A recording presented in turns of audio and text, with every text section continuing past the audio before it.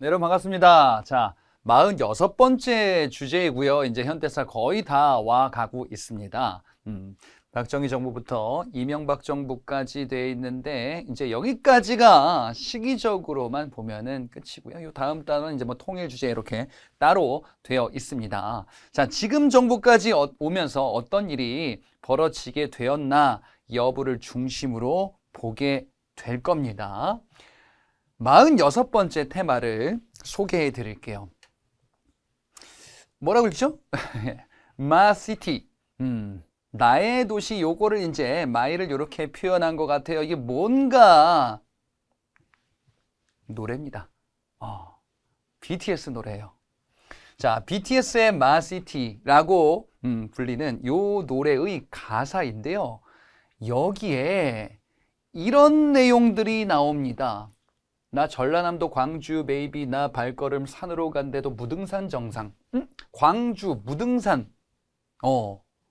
이 BTS의 제이홉이 요쪽 출신이에요.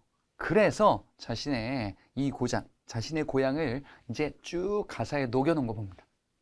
자, 근데 이 BTS 정도면은 이 외국에서 엄청나게 관심이 많잖아요. 그래서 요 노래를 보고서 당시에 이 외국에 많은 팬들이 이게 뭐지? 아몬가? 싶었대요. 맨 끝에 보면요. 모두 다 눌러라 062-518 이렇게 돼 있어요. 이게 뭐지? 외국 사람들 모르는 거예요. 자, 우리나라 사람이 봤을 때 062는 이거 지역 번호구나. 예, 요 정도는 어떻게 뭐 좀 검색하다 보면 나오는데 이제 518 우리나라 사람들은 그거구나라고 알게 되는 경우가 많은데 요게 뭔지 외국 팬들이 몰라가지고 이게 뭐지? 싶었대요. 여기 엄청난 메시지가 있는 거 아닌가? 궁금한 거지. 내가 좋아하는 이 오빠가 얘기를 했는데 모르겠어요. 그래서 이제 막 여기에 관심이 있었대요. 자, 이 사건 여러분도 알고 계신 사건이죠. 여기입니다. 예, 어디입니까? 광주죠. 1980년 5월 대한민국 광주에서 사건이 벌어졌죠? 그와 관련한 게 5.18이었었구나.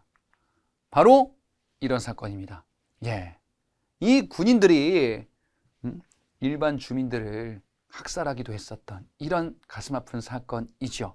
예, 이것에 대해서 언급을 했었구나. 자, 그런데 여기에만 있었던 게 아니었습니다. 쭉 다른 나라 가볼까요? 여기는 어디냐? 미얀마입니다. 미얀마의 양곤에서도 이런 일이 벌어졌다고 합니다. 때는 2021년 3월입니다. 이 지역에 군부가 쿠데타를 일으키고 시민들이 저항했었던 사건이 벌어집니다.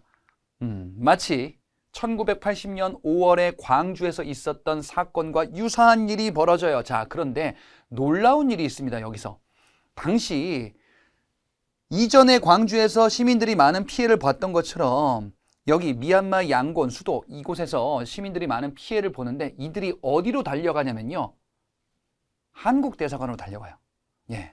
그러면서 도와달라고 호소를 막 합니다. 한국어 피켓을 들고서. 그리고 이런 것들은 SNS에서도 볼 수가 있었거든요. 미얀마인들이 썼던 SNS예요. 군과 경찰이 시위대 190명을 체포하고 있습니다. 제발 도와주세요. 미얀마 민주정부를 인정해 주세요. 미얀마 민주주의를 위해서 도와주세요. 한국에게 호소하고 있어요. 미얀마를 도와주세요. 마지막 요 도와달라는 거는요. 한국을 되게 좋아했었던 이 케이팝도 좋아하고 태권도도 좋아했었던 한 당시 소녀가 남겼었던 건데 얼마 뒤 군부에 의해서 죽게 돼요. 이런 당시의 도움 요청은 놀랍게도 미얀마인들이 한국어로 작성을 해요.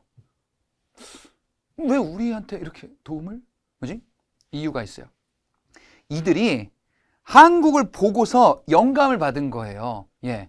K-팝에 관심을 갖다 보니까 BTS 가사에 5.18이 나와. 그리고 또 K 콘텐츠 영화 이런 거 보니까 그와 관련한 영화들 이런 것들을 좀 접했어요.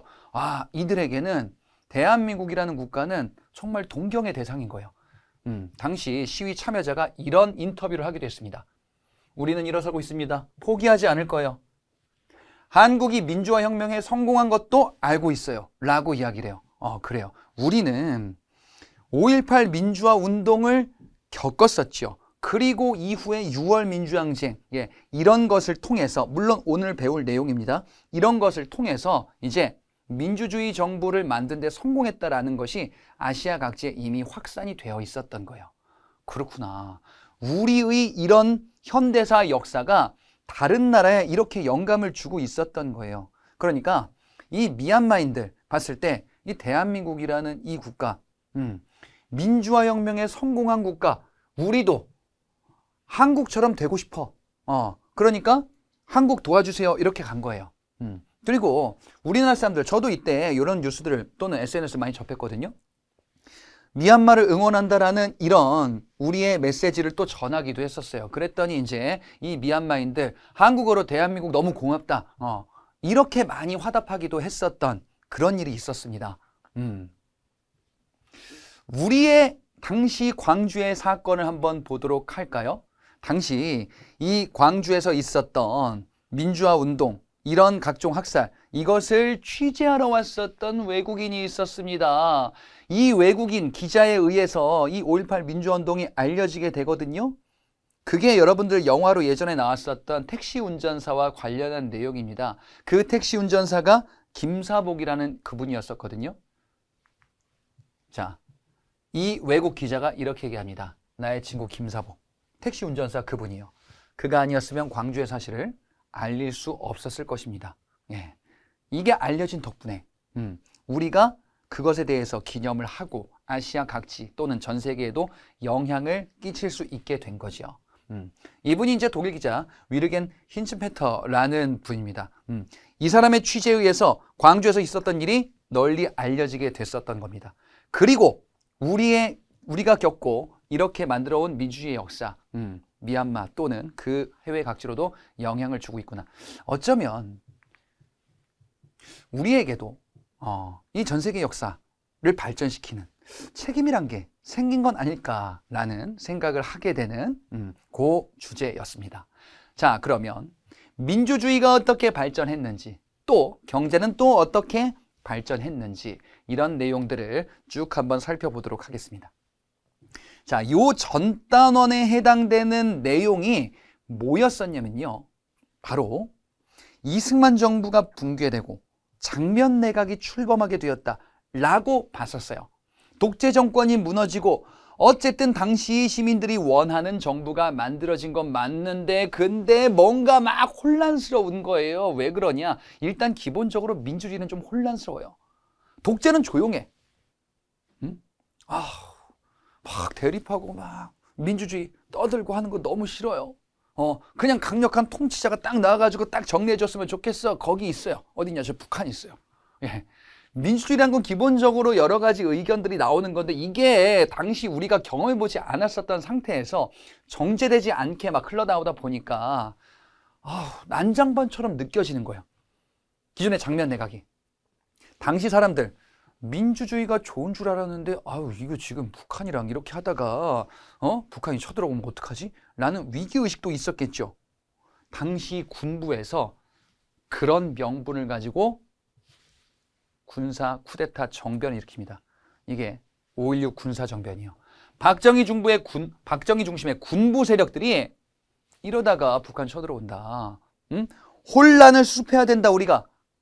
우리 군부가 질서를 정리하고 다시금 군으로 돌아가겠다라는 명분 하에 군사 정변을 일으킵니다.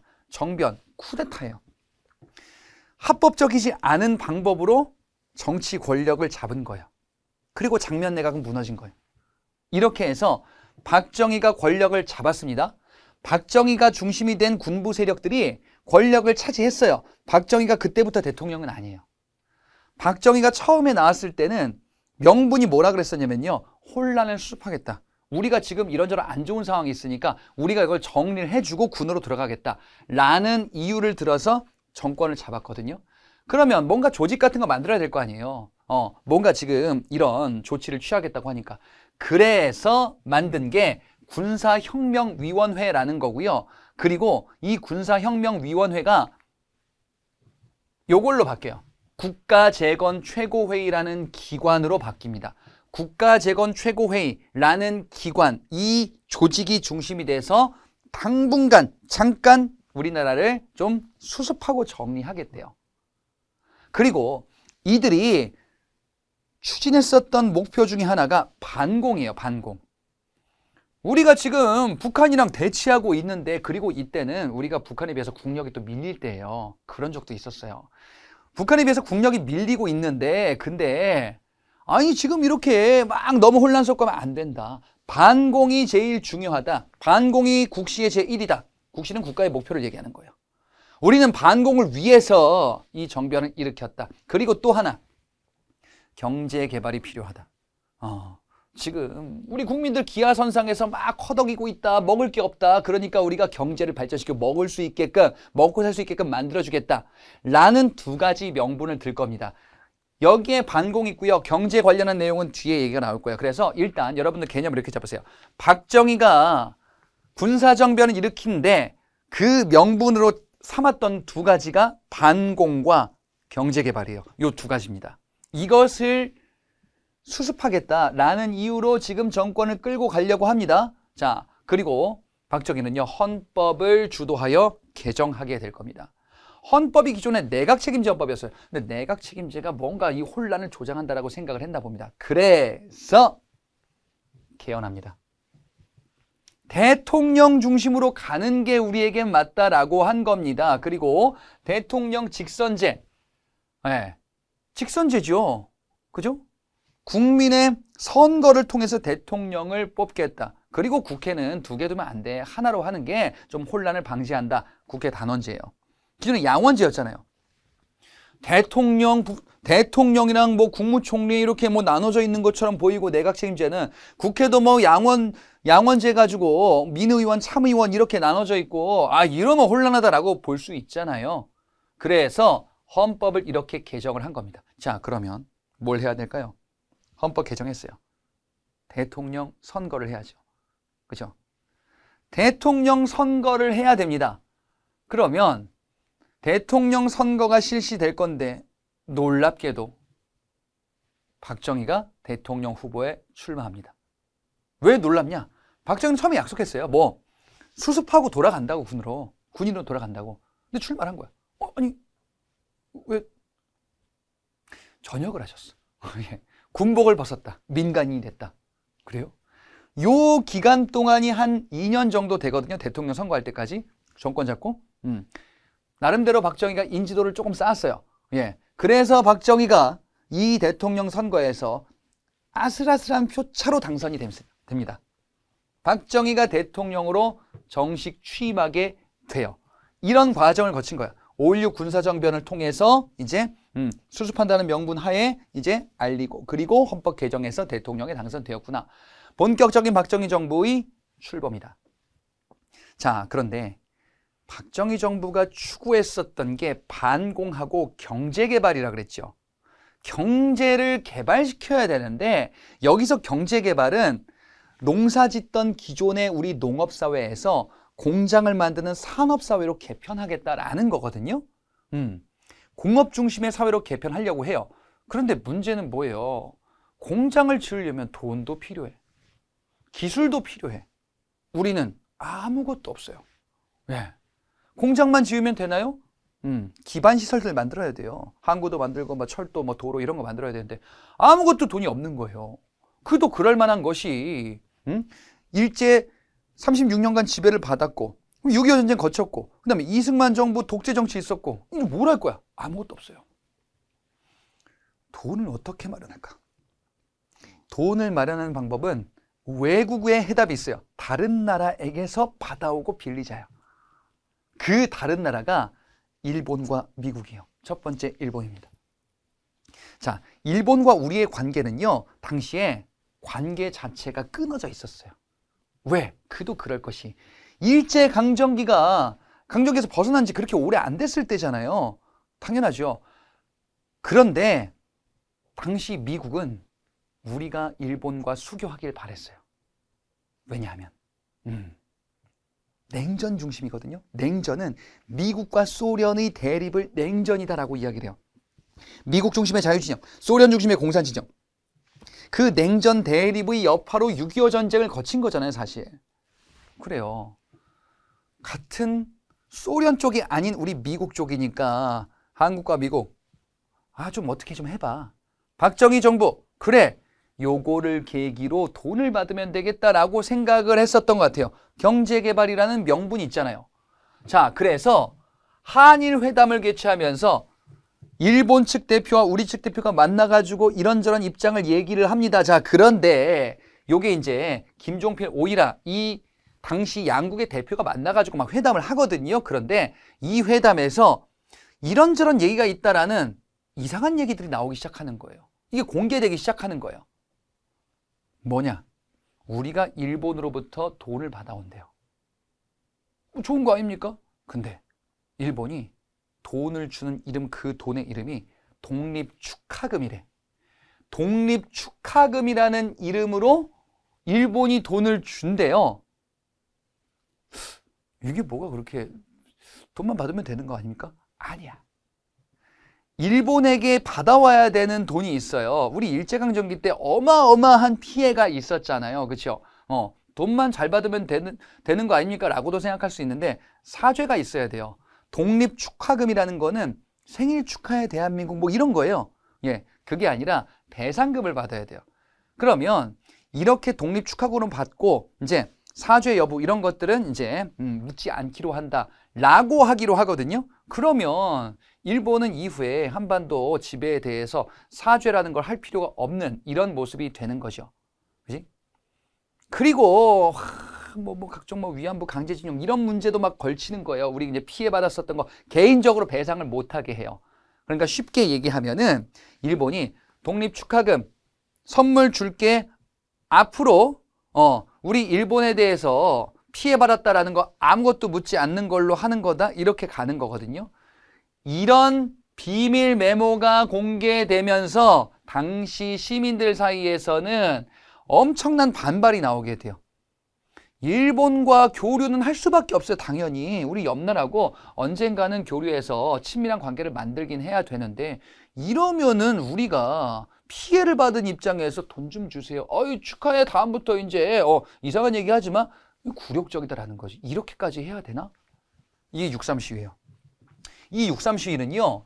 당시 일본에 대한 외교가 너무 굴욕적이다. 이런 건 국민이 받아들일 수 없다. 굴욕적인 한일 외교 관계 이거 그만해라. 한일 국교 정상화 이럴 거면 하지 마라. 라는 시위가 벌어지게 돼요. 이게 박정희 정부 출범 초기에 벌어졌던 엄청난 시위였었어요. 예, 이 반일 감정은 되게 민감한 문제잖아요. 게다가 당시는 일제강점기를 거치고 생존자들 당연히 있었던 시기인데 여기에서 지금 이렇게 한다? 이건 아니다라는 거죠. 자, 박정희 정부 선택은 뭘까요? 시민들의 이러한 반일 시위, 굴욕 외교 반대라는 시위에도 불구하고 강행합니다. 한일 협정을 체결해요. 일본과 수교를 맺은 거예요. 왜? 박정희 정부는 이런 생각을 가지고 있었던 것 같아요. 돈이 없는데 어떡하냐. 이렇게라도 받아오자. 그래요. 또 그럴 수도 있을 것 같기도 하고. 정말 우리가 너무너무 없다 보니까 어떻게 해서든지 돈이라도 받아오자. 굶어 죽느니. 예, 이런 생각을 한 것 같아요. 그래서 축하금이라는 명목으로 이런저런 자금들을 받아오는 겁니다. 이러면서 경제 발전을 할 수 있는 자금 일부를 받아오기도 해요. 다음은 미국입니다. 자, 1960년대 들어서 미국이 뭔가의 전쟁에 휘말려요. 뭐냐? 베트남에서 베트남판 6.25 전쟁 같은 게 벌어져요. 여기도 남북으로 나뉘어서 자유진영과 공산진영으로 싸우고서 내전하게 이렇게 되는 거예요. 이런 일이 벌어지니까 미국이 이번에도 유엔을 결성하려고 했는데 이게 잘 안 돼. 그래가지고 미국이 미군 자체를 투입하겠다라고 해서 베트남에 미군을 투입하고 전쟁에 이제 개입해서 공산주의 확대를 막겠다라고 했는데 근데 이쯤 되니까 미국 국민들 특히 젊은이들 사이에서 현타가 오는 거예요. 아니 남의 나라 전쟁에 우리나라 국민들 목숨을 왜 바쳐야 돼? 전쟁 반대한다. 미국이 곤혹스러워지기 시작해요. 베트남 전쟁에 개입을 했는데 여기 참전을 거부하는 미국의 젊은이들이 많아지기 시작하는 거예요. 아, 이거 어떡하면 좋지 할 때 당시 박정희 정부가 이걸 본 거야. 미국이 곤혹스럽네. 얘기하는 거죠. 우리 군도 있어요. 그래서 우리가 베트남 전쟁에 미국의 요청에 따라서 파병을 하게 됩니다. 이게 베트남 파병이에요. 베트남의 전쟁에 우리의 군인들이 가서 싸워주는 거예요. 목적은 뭘까요? 일단 미국이랑 돈독한 관계. 그 다음에 또 돈. 그치? 당시 주한미 대사였었던 브라운이 각서를 씁니다. 이게 브라운 각서예요. 뭐냐? 미국이 각서 써주는 거예요. 우리 미국은 한국에게 돈을 주겠다. 경제발전 대금, 군대를 발전시킬 수 있는 대금, 이런 자금들을 주겠다. 예. 그래서 원조를 받은 거예요. 일본과 미국과 일본, 이런 국가들한테 이렇게 돈을 받기도 합니다. 그리고 여기 뒤에서 소개할 건데요. 저기 독일 쪽, 지금 그 당시는 이제 서독이었는데 거기에 이제 우리나라 외국인 노동자로 이제 파견하기도 하는 이런 모습도 있을 겁니다. 이렇게 여러 자금들을 어찌 마련하면서 경제 개발을 하나 둘씩 진행을 하고 있습니다.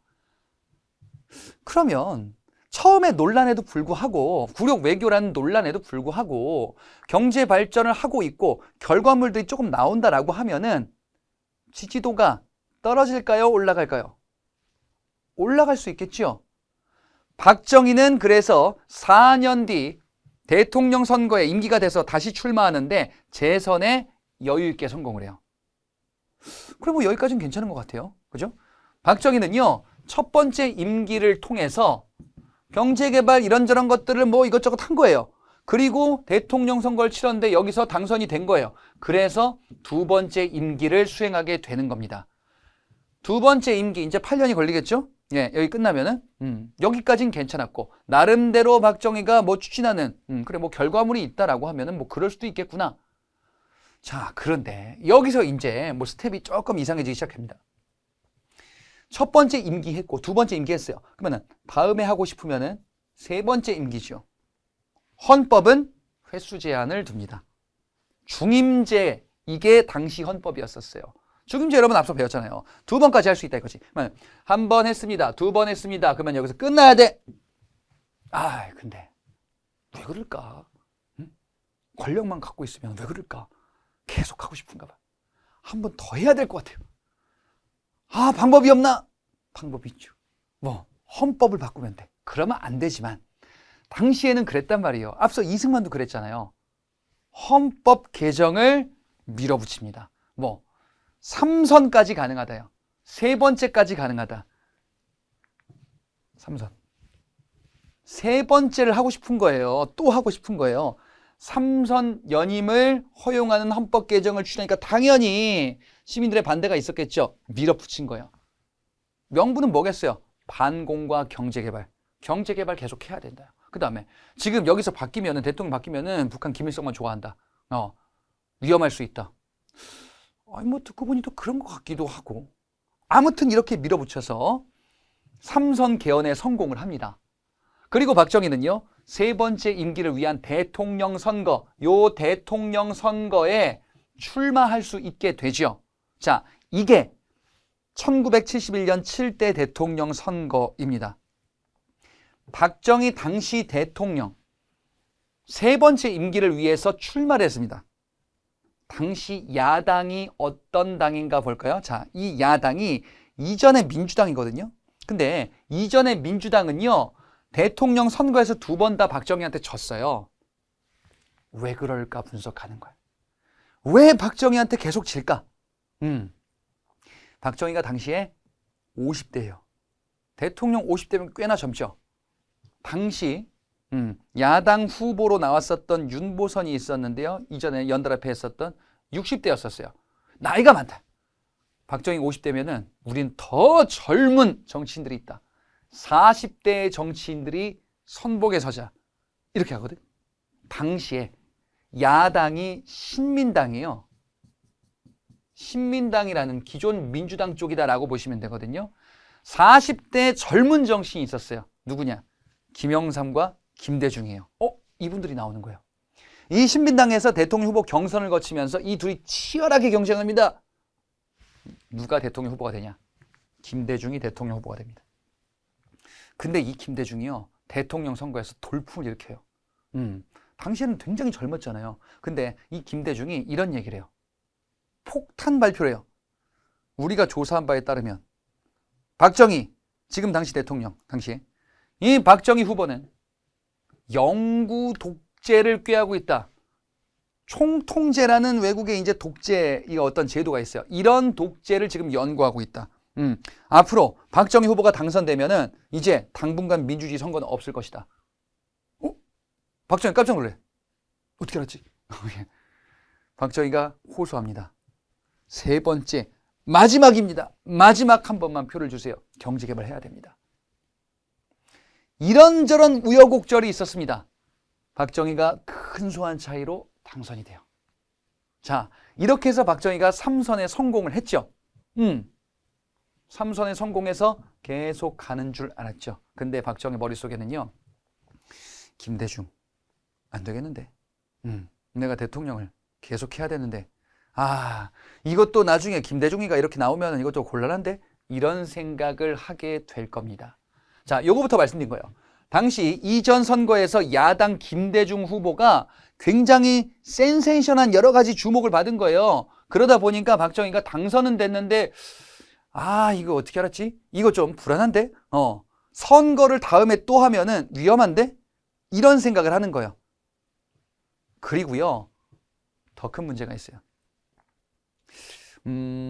이때가 이제 1970년대 초인데요. 1969년, 요 바로 전쯤에 미국에서 엄청난 선언이 하나 나와요. 당시 미국의 대통령이 리처드 닉슨이었거든요. 이 닉슨이 외교 원칙을 발표합니다. 이런 걸 독트린이라고 그래요. 닉슨 독트린이라는 발표가 나오거든요. 미국에서 앞으로 우리 외교 이렇게 할 거야 라고 발표를 한 거예요. 이게 뭐냐면요, 미국이 발표하기를, 아시아 국가들아 잘 들어. 우리 아시아 국가죠. 아시아에서 우리 미국은 좀 빠질 거야. 필요한 거 빼고는 지원은 조금 해줄 수 있는데 웬만한 거는 다 뺄 거야. 미국이 소련과의 막 경쟁을 하는 게 이게 냉전 체제라 그랬죠. 체제 경쟁이요. 근데 이 체제 경쟁에서 돈이 많이 들어요. 미국이 당시 재정 적자가 점점점 늘어났던 거예요. 그러니까 안 되겠다. 그래서 해외에 있는 주한미군들 이런 것들 좀 빼겠다라는 거예요. 예, 이게 닉슨 독트린이에요. 그러면서 미국이 누구와 접촉하냐? 중국과 접촉해요. 이게 지금 어떻게 되는 거냐면은, 중국이라는 국가는 사회주의 국가니까 당시 소련과 긴밀했었거든요. 근데 이 둘이 사이가 안 좋아지는 거예요. 같은 편이어야 되는데 그쪽에서 사이가 안 좋아지는 거예요. 그래서 미국이 딱 보니까 난 소련이랑 대립하고 있는데 소련 밑에 있는 중국이 보니까 소련이랑 중국이랑 사이 안 좋네? 중국아, 나랑 좀 놀래? 예. 중국이 미국이랑 손 살짝 잡으려고 하는 거예요. 그래서 됐다. 돈 좀 줄여도 되겠다, 아시아 쪽에서는. 이렇게 간 거거든. 이게 닉슨 독트린이에요. 그런데 이 닉슨 독트린으로 이제 미국과 중국의 뭔가 좀 완화된 교류가 이어지고, 그 다음에 막 스포츠 외교 막 이런 것들이 막 이제 서서히 시작되거든요. 그러다 보니까 박정희가 되게 난감해지는 거예요. 자, 박정희 정권을 계속 끌고 오고 3선까지 강행하면서 왔었던 명분 중에 되게 중요한 게 뭐였어요? 경제개발하고 반공이었어요. 우리는 공산주의 반대한다. 김일성의 침입을 무찔러야 된다. 그래서 나 박정희가 한 번 더 해야 됩니다. 이렇게 갔었는데 이건 뭐야? 지금 아시아 쪽에서 뭔가 화해 분위기가 막 점점점 고조되고 있는 거예요. 이거 참 어떡하지? 근데 이거는 북한 김일성도 마찬가지였어요. 북한도 김일성도 원래부터 김일성 혼자만의 정권은 아니었어요. 북한도. 근데 김일성이 독재를 점점 강화하는 명분 중에 하나가 저 남조선의 미제국주의 국가들 이 세력들을 우리가 대항하기 위해서는 나를 중심으로 뭉쳐야 된다. 이렇게 하고 있었는데 북한의 형님 국가였었던 중국이 미국이랑 놀고 있어. 이거 참 난감하네. 예. 남북한의 지도자들이 점점점 난감해지기 시작하는 거예요. 왜 난감하냐? 독재를 하고 싶은 거야. 독재를 하고 싶은데 내가 혼자서 다 해먹고 싶은데, 근데 내가 다 해먹을 수 있는 환경이 지금 안 되는 거예요. 뒷단원에서 얘기하는 거 미리 조금만 말씀드릴게요. 그래서 남북의 지도자가 깜짝 쇼를 할 겁니다. 국민 여러분, 놀라지 마십시오. 왜요? 우리 측 대표가 비밀리에 어디를 간지 아십니까? 어디요? 평양에 방문했습니다. 평양? 북한? 비밀리에 북한을 갔습니다. 오, 북한을 가다니. 더 놀라지 마십시오. 누구를 만난지 아십니까? 누구? 설마 그렇습니다. 김일성을 만났습니다. 세상에. 김일성을 만났대. 더 놀라운 건 뭔지 아십니까? 뭔데요? 더 놀랄 게 있나요? 이제 곧 뭐가 될 것 같으세요? 설마. 톡톡. 곧 통일이 될 겁니다. 왜냐? 통일의 원칙에 북한과 합의했습니다. 이게 뒤에 나오는 7.4 남북 공동 성명이란 거예요. 갑자기 발표가 나온 거예요. 뭐라고? 좀 있으면 통일된대. 김일성 만나가지고 통일 문서 합의했대. 이게 뭐야? 그 전까지 반공 어쩌고 하다가 갑자기 통일 얘기로 가는 거야. 그죠? 어리둥절하죠? 이게 뭐 어떻게 된 거지? 이렇게 뭐지 싶은 것도 며칠, 몇 주 지나면 금방 사람이란 건 적응돼요. 이 시간이 좀 지나다 보니까 이제 무슨 생각이 드냐면요. 좀 있으면 통일되겠네. 실제로 북한 지역의 땅 문서가 거래됐대요, 당시에. 네. 통일될 것 같은 거예요, 이제. 좀 있으면 이제 평양 가는 거예요. 그런 분위기가 막 고조되고 있었어요. 이게 지금 무슨 상황이지? 뭔지 모르겠죠? 그러던 어느 날, 갑자기 1972년 10월 달에 정치 활동을 전면 금지시킵니다. 이게 10월 유신이에요. 왜 갑자기 정치 활동을 금지합니까? 제가 3달 동안 얘기했죠. 뭐야? 좀 있으면 통일된다고요. 아니 그런데 왜 정치활동 금지합니까? 통일을 임박한 아주 중요한 시점이잖아요. 국민 여러분. 그렇긴 하죠. 그러니까 우리의 체제를 지켜내야 됩니다. 그게 무슨 얘기입니까? 통일에 임박해 있는데 우리 체제를 굳건히 하지 않으면 북한 쪽에 맞춰가는 통일이 되지 않겠습니까? 이런 거예요. 아니 뭐 그런 것 같기도 하고 그런 것 같습니다. 그러니까 투표해 보실 때니 다 찬성하세요. 헌법 개정에 들어가는 거예요. 명분은 뭐였냐면은 통일에 임박한 시점이니까 우리만의 체제를 굳건히 하지 않으면 안 된다. 그러니까 독재하겠다 이거예요.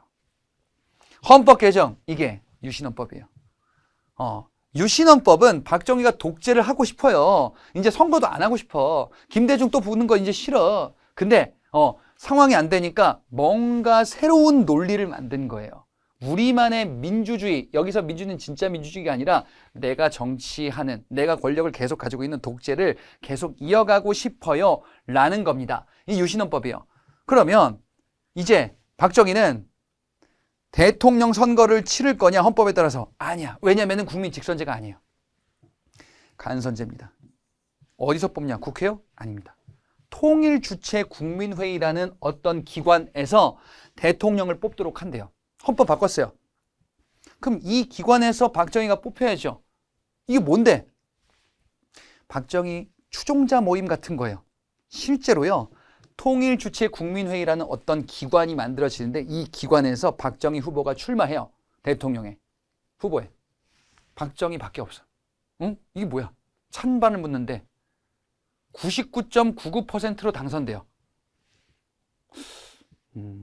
99.99%로 당선될 수도 있지 않을까? 그러면 북한도 민주주의 국가 돼. 이상한 거죠. 이게 통일주체 국민회의 간선제. 즉 박정희는 선거 같은 거 치르고 싶지 않은 거예요. 독재헌법을 만든 거예요. 그리고 임기는 6년인데 횟수 제한이 없어요. 이런 걸 연속해서 연임제다라고 하거든요. 그러니까 죽을 때까지 계속 대통령을 할 수 있는 거예요. 죽을 때까지 대통령을 하실 겁니다. 그래서. 그리고요. 국회의원의 3분의 1을 대통령 권한으로 선출할 수도 있어요. 이건 무슨 얘기일까? 여러분, 대통령이라는 직책은 행정부의 우두머리죠. 국회는 국회의원이죠. 근데 행정부가 국회의원을 임명할 수 있다라는 거는 민주주의의 삼권 분립을 깨는 거예요. 민주주의를 지금 흔들고 있다라고 보시면 됩니다. 그리고 마음에 안 들면은 국회의원들 막 해산시킬 수도 있습니다. 그리고 대통령이 마음대로 국민들을 통제할 수 있어요. 국민들을 통제는 물론 할 수 있는 게 있어요. 지금도 당연히. 이거는 이제 국회에서 법률이라는 절차를 거쳐야 돼요. 예를 들어가지고, 뭐 코로나 시대 때, 뭐 외출을 금지하고, 뭐 격리하고 이런 거 있잖아요. 이거 다 법적 근거에 따르는 거거든요. 근데 이런 것을 신중하게 해야지. 왜냐면은 우리의 기본권을 제한할 수도 있잖아요. 근데 대통령 말 한마디로 척척척 이런 거를 긴급조치권이라 그래요. 아니 그래도 대통령이 좋은 걸로 긴급조치권 행사하면 되지 않습니까? 예를 하나 들어드릴게요. 유신헌법 이런 거 있죠? 유신헌법이 이거 조금 문제가 있는 것 같은데 이거 좀 바꿔야 되는 거 아닙니까? 라고 말하면 긴급조치권 위반이에요. 유신체제를 비판하면은 잡혀가요. 예, 이건 자유민주주의 국가가 아니잖아요. 그렇지? 결론적으로 유신체제의 성립은 박정희 정권이 완전한 독재체제로 전환되었다라는 것을 의미하는 거예요. 민주주의 선거도 없지요. 대통령의 권한이 엄청나게 막강하죠. 이런 독재체제로 흘러가게 되었구나. 그러니 시민사회에서는요. 이거 헌법 바꿔야 된다. 독재하지 말아야 됩니다. 라는 이런저런 요구들이 나오겠죠. 개헌청원 100만인 서명운동 그리고 3.1 민주구국선언은요. 당시 야당 쪽 인사 및 시민사회 세력들이 명동성당에 모여서 이제 이 정권의 문제점을 촉구하면서 바꿔야 된다. 박정희 정권 유신체제를 비판하는 이런 선언문이기도 해요. 이건 뭐 사실 목숨 걸고 한 거죠. 그렇지? 당시에는 비판하면 잡혀가거나 아니면은 이 소리 소문 없이 사라질 수 있는 이런 엄청나게 공포스러운 시기가 되었던 겁니다. 그리고 정부를 비판하면은 이렇게도 되는 겁니다. 정부를 비판한다 라고 하면은 얘기해요. 너희들 인민혁명당을 만들었네? 그게 뭡니까? 니들이 만들었잖아. 저희가요? 아니 그냥 저희는 잘못된 거 비판만 했는데요. 만들었어. 그게 뭐냐? 북한의 지원을 받아서 대한민국의 전복을 꾀하기 위한 정당을 만들었대요. 그게 인민혁명당이라는 지하 조직이래. 이런 걸로 엮는 거예요.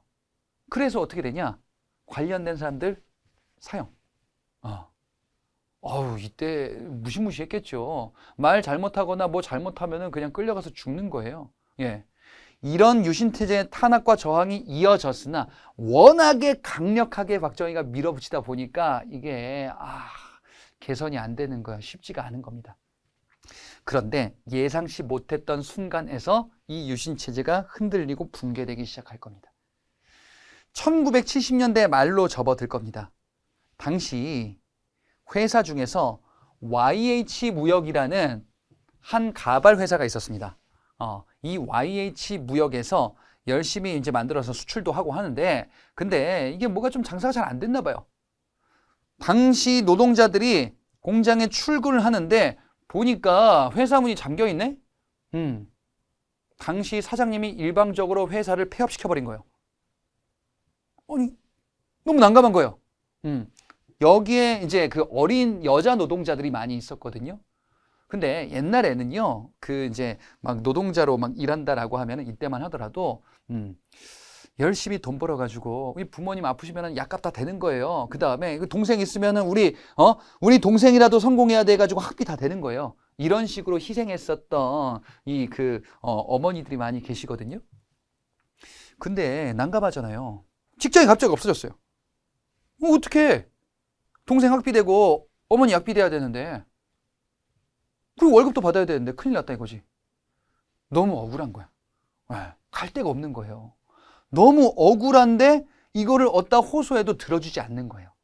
당시에는 경제 발전이 중요하고 사장님들 의견 중요하고 하니까 노동자들은 그냥 다 굴복하고 있어. 특히나 어린 여성 노동자들 더 무시당하겠죠.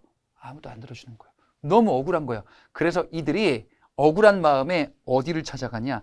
야당을 찾아가요. 당시 야당 신민당을 찾아갑니다. 야당 신민당, 당시 신민당의 총재가 누구였냐?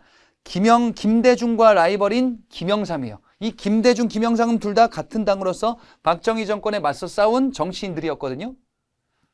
자, 이렇게 신민당사 가서 농성을 벌이는데 박정희가 당시 이걸 보고를 듣고서 뭔가 괘씸하다라고 생각을 했나 봐. 진압해요.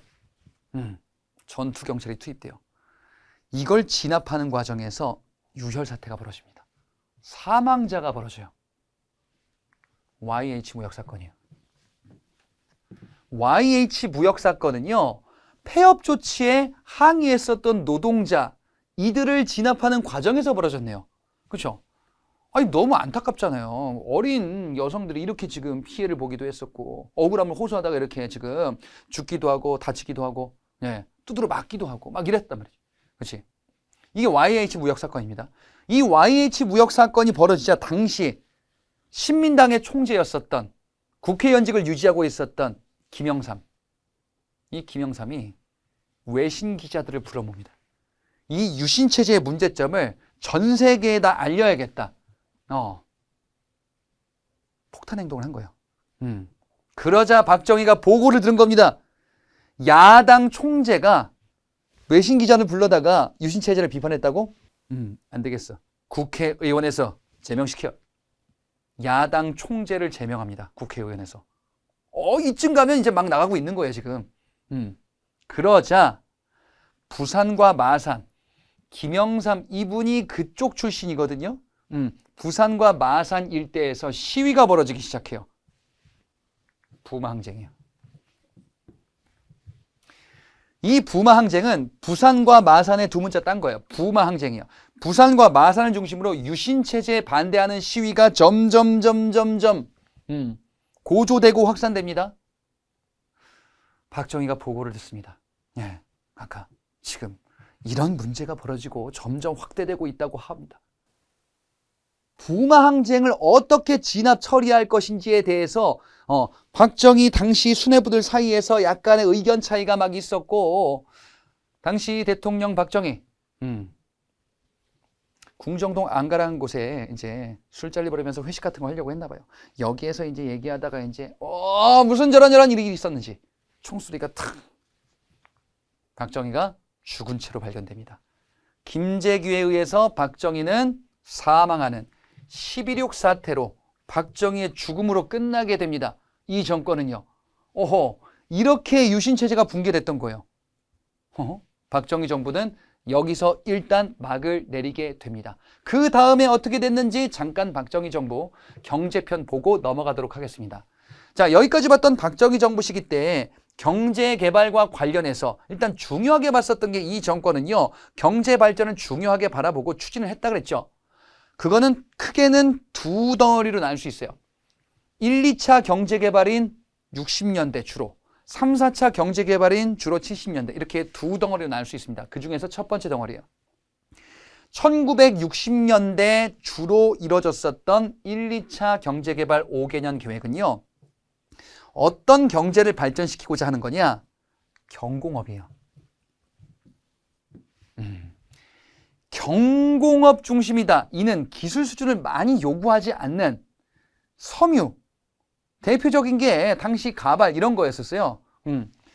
많은 기술을 요구한다라기보다는 노동력을 싼 값으로만 해야 되는 것들. 뭐 예를 들면요, 우리 막 옷들 같은 거, 기성품들 막 엄청나게 비싼 것들도 그런 경우가 있는데, 그런 거 아니고서는 보통 보면은 메이드 인 어딘가 보면은 메이드 인 차이나, 메이드 인 베트남, 뭐 말레이시아 뭐 이런 거 많죠. 왜 그런 거예요? 그쪽이 노동력이 싸서 그런 거예요. 그 다음에 옷을 만들고 섬유 이런 것들 만드는 거는요, 기술 수준이 그렇게까지 높진 않아요. 이런 것들을 우리가 만든 거야. 왜냐? 우리는 이때 후진국이었기 때문에 임금이 너무 싸. 싸게만 만들면 되는 거지. 이런 거 만드는 겁니다. 자, 이렇게 만들어서 뭐 할 건데요? 공장을 열심히 돌려가지고 우리는 목표가 수출로 돈 벌자예요. 공장에서 물건 만들어 수출을 통해서 돈 벌자. 그러려면은 기반 산업시설이 있어야 돼요. 경부 고속도로를 완공하면서 서울과 부산을 잇는 고속도로 완공하고 이제 각종 물건 만든 거 수출로 하겠죠. 근데 주로 우리가 수출 어디 하냐면요, 일본, 미국 이런 데 해요. 그러다 보니까 경상도 일대에 이런 공업들이 또 이제 서서히 집중되어 갈 겁니다. 자, 아무튼 서울과 부산 연결하면서 부산 쪽을 중심으로 하여 이제 공업지대들이 많이 형성이 되겠죠. 우리가 해야 되는 거는요, 무조건 가격만 싸면 돼요. 임금만 낮추면 물건 가격이 싸질 수 있어요. 품질은 그런데, 그리고 여기는 뭐 어디 있는지도 모르겠는데 근데 좀 많이 싸네. 아이, 그러면 사지. 저 임금이요. 임금을 낮은 수준으로 줘야지 물건값이 싸지겠죠. 임금을 무한정 싸게 줄 수는 없어요. 예를 들어서 하루에 10시간씩 쉬지 않고 일해라. 월급이 얼마인가요? 월급 100원. 말이 안 되죠. 이건 말이 안 되잖아. 밥을 먹을 수 있는 정도는 줘야 돼요. 싸긴 하는데 쌀값도 싸, 밥값도 싸. 그러면 임금을 낮은 수준으로 줄 수도 있어요. 저고가예요. 곡식의 가격을 낮은 수준으로. 그러면 우리 경제 개발은요, 누가 희생하는 거냐? 노동자와 농민의 희생으로 이루어지고 있는 거예요. 예. 노동자 월급 적게 받고 농민들 쌀값이 낮은 수준이 되니까 농민이 몰락하는 거예요. 이렇게 되고 있구나. 자, 이런 모습 속에서요, 임금이 낮고 노동자에 대한 처우가 너무너무 어렵다 보니까 당시 동대문 평화시장에서 일했었던 이런 노동자가 있었습니다. 전태일입니다.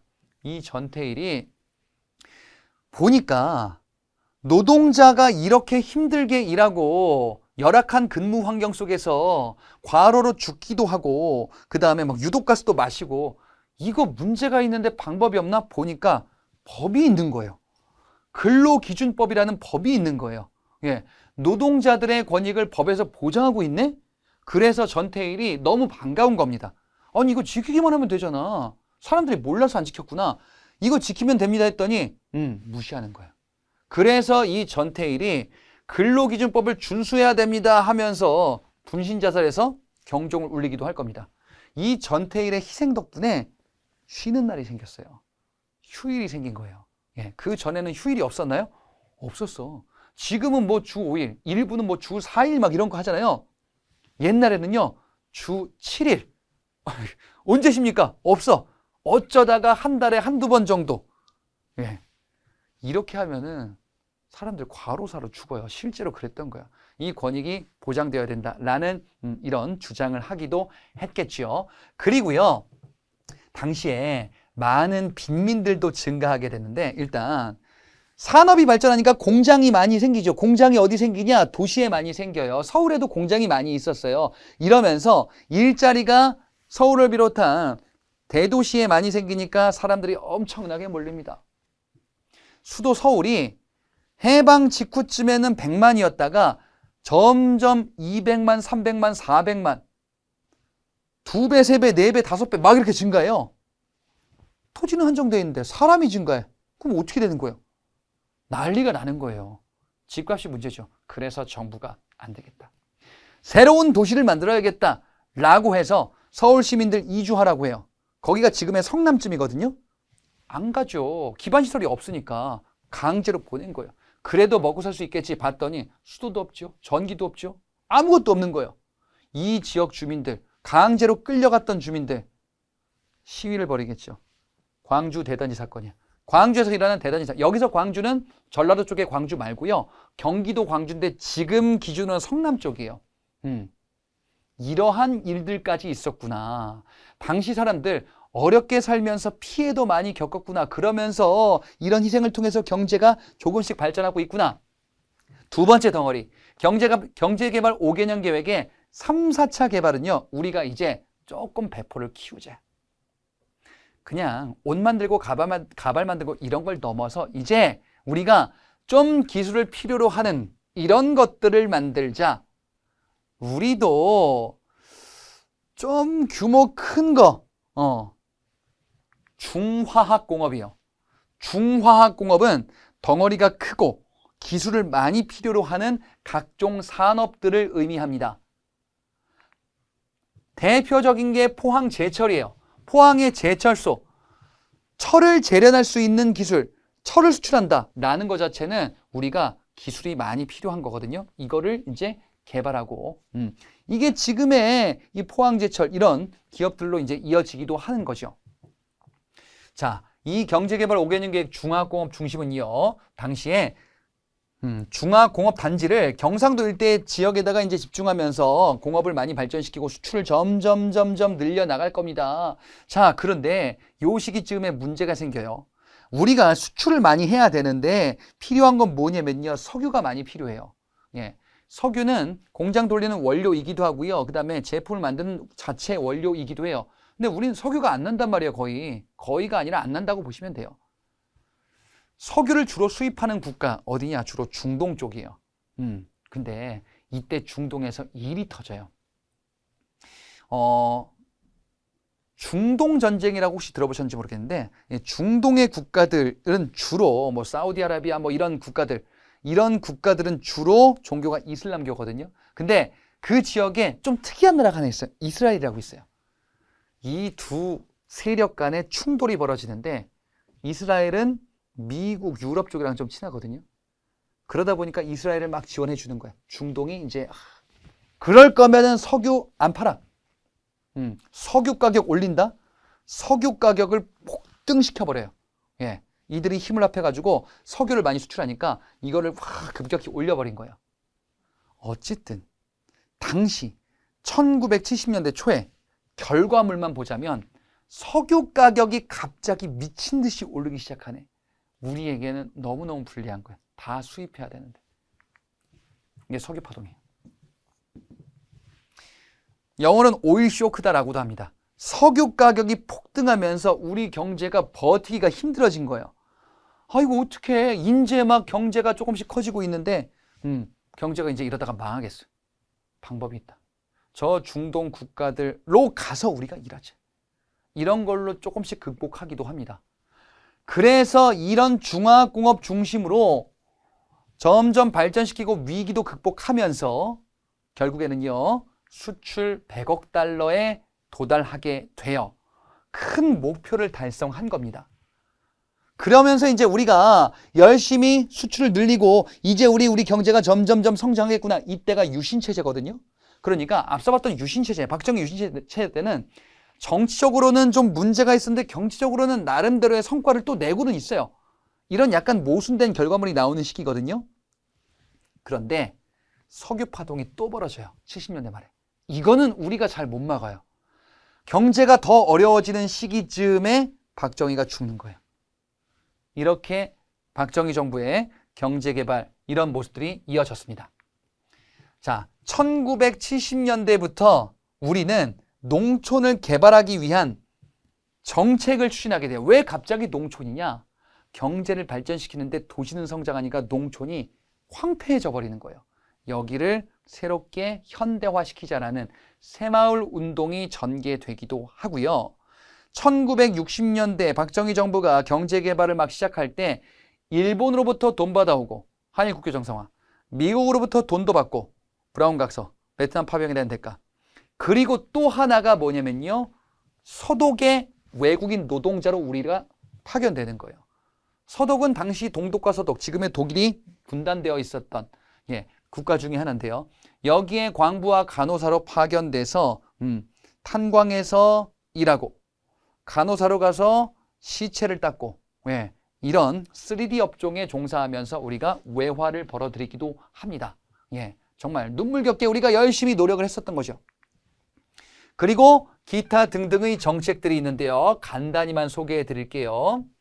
경범죄 처벌법. 당시는 유신체제 때 사회 분위기, 통제 분위기였죠. 그러니까 자유로운 이런 복장들 통제하는 겁니다. 미니스커트도 막 단속하고 막 했었던 거예요. 그리고 혼분식 장려 정책은요, 인구가 늘어나고 도시의 인구가 집중되니까 쌀이 부족해지는 현상이 나와요. 그러니까 우리 쌀만 먹지 말고 밀가루 먹자. 그래서 나온 게 뭐냐? 라면의 보급이에요. 라면 밀가루를 만들잖아요. 그죠? 이 라면이 이때부터 막 성장하게 돼요. 분식도 먹자예요. 밀가루도 혼합해서 먹자. 쌀만 먹지 말고. 쌀이 부족하다라는 거죠. 교육 정책으로서는요, 국민교육헌장이라는 게 있는데 이 국민교육헌장이라는 거는요, 교육의 이념에 반공의 이념을 집어넣기도 하는 겁니다. 그리고 중학교도 그 전에는 시험을 봤었는데 초등학생들이 이제 시험을 보지 않는 제도로 개편되기도 하는 게 박정희 정부 때 있기도 했습니다. 자, 어쨌든 박정희 정부는요, 10월 26일 11.6 사태, 이 11.6 사태를 계기로 하여 박정희가 죽게 되었다 그랬어요. 그 다음에 어떻게 되는 겁니까? 자, 박정희가 죽고 나서 급격한 여러 가지 일들이 벌어집니다. 이게 바로 뭐 영화 혹시 보셨다면 서울에 보면서 나오는 그런 일들이에요. 박정희가 죽었습니다. 박정희가 죽었는데 군부에서 권력을 차지하겠다라는 야심을 가지고 있었던 당시의 군인 전두환, 노태우, 이들을 신군부 세력이라고 합니다. 이들이 보니까 박정희가 공고하게 쌓아놨었던 이 엄청난 권력, 이게 갑자기 주인이 없어졌어요. 이걸 차지하겠다. 이 신군부 세력이 쿠데타를 일으켜요. 이게 12.12 사태입니다. 쿠데타를 일으켰어요. 그리고 이들은요, 이제 우리가 권력을 다 차지할 거야. 우리에 대해서 비판하거나 저항하는 세력들은 가만두지 않겠다라는 강경한 조치들을 취하기 시작합니다. 이런 거를 계엄령이다라고도 하거든요. 비상계엄을 통해서 이제 신군부가 권력을 차지해 걸림돌이 되는 사람들을 제거하겠다라는 건데, 근데요, 이때 당시에 사람들은요, 서울에도 봄이 오겠다라고 생각을 했었던 거예요. 그게 그래서 서울의 봄이에요. 왜? 박정희라는 유신체제, 암울했었던, 통제가 강했었던 이 시기가 이제 끝나겠다. 서울에도 겨울이 지나고 봄이 오겠다라고 했는데, 민주주의의 봄이 오겠다고 했는데, 뭐야 이거? 또 독재? 안 돼. 신군부를 몰아내야 된다. 우린 민주주의 국가를 만들어야 된다. 라는 여러 가지 움직임들이 나오겠죠. 당시 신군부 어떻게 하겠어요? 강경하게 진압 선포를 합니다. 각종 대학교에다가 이제 강경하게 진압하겠다. 가만두지 않겠다. 모두 다 처벌해서 고문하겠다. 이런 위협을 가하기도 하는 거예요. 이 비상계엄을 전국으로 확대합니다. 당시 서울의 여러 대학교들, 안 되겠다. 너무 많은 유혈 사태가 나오겠다. 다음을 기약해야 되지 않을까? 이러면서 움찔했었는데, 광주 지역을 중심으로 조선대 전남대와 같은 이런 학교도 있었거든요. 이 학교들을 중심으로 신군부에 대한 비판 이어가는 거예요. 그러자 당시 전두환 중심의 신군부가 어떻게 하겠어요? 광주 지역을 봉쇄해버려요. 그리고 거기에 군인들을 투입합니다. 그게 테마에서 말씀드렸었던 광주 지역에서 벌어진 유혈 사태예요. 이렇게 강경하게 진압하자 당시 대학생 및 시민들까지 가세하면서 저항을 하는데, 여기서 어떤 저항이 나오냐? 우리 현대사에서 한 번밖에 없는 모습이에요. 시민들이 총을 들어요. 전남도청에 당시에 무기고가 있었거든요. 여기에서 무기를 꺼낸 겁니다. 그리고 이제 맞서 싸우는 겁니다. 왜? 전두환 신군부가 막 특전사까지 보내고 막 헬기까지 보내고 막 조준사격하고 막 이렇게 했거든. 그러니까 우리를 지키겠다. 시민군을 조직한 거예요. 민주화 운동에서 시민들이 총을 든 사례는 처음이자 마지막이에요. 대부분 이제 뭐냐? 태극기 들고 이런 거 시위하는 거예요. 근데 여기에서는 총을 들고 저항하는 겁니다. 이게 바로 5.18 민주화 운동이죠. 이 5.18 민주화 운동 때 엄청난 유혈 사태가 벌어져요. 군인들이 시민들을 막 학살한 겁니다. 그리고 요거를 조용히 묻으려고 했는데, 여기에 택시 타고 쭉 몰래 잠입했었던 외국 기자 위르겐 힌츠피터, 이 사람에 의해서 나중에 이제 알려지기 시작한 거예요. 이게 바로 5.18 민주화 운동이었었던 거죠. 어쨌든 당시 기준으로는요, 당시 전두환 강경하게 진압합니다. 강경하게 진압하고 유혈 사태를 일으킨 다음에 이 전두환은요, 국가보위 비상대책위원회라는 걸 만들어요. 마치 박정희가 정권을 장악하고 대통령에 취임했던 것처럼 그런 수순을 만들기 시작하는 거예요. 국가보위 비상대책위원회는 줄여서 국보위라고도 많이 이야기를 합니다.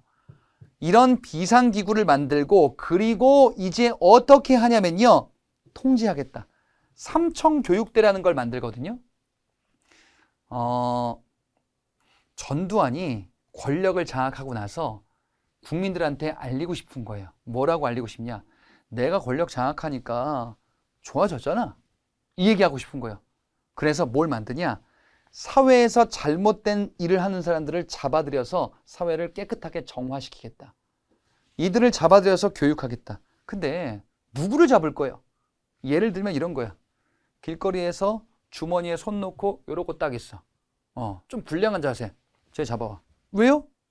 사회 질서를 어지럽힌다. 아니 제가 왜?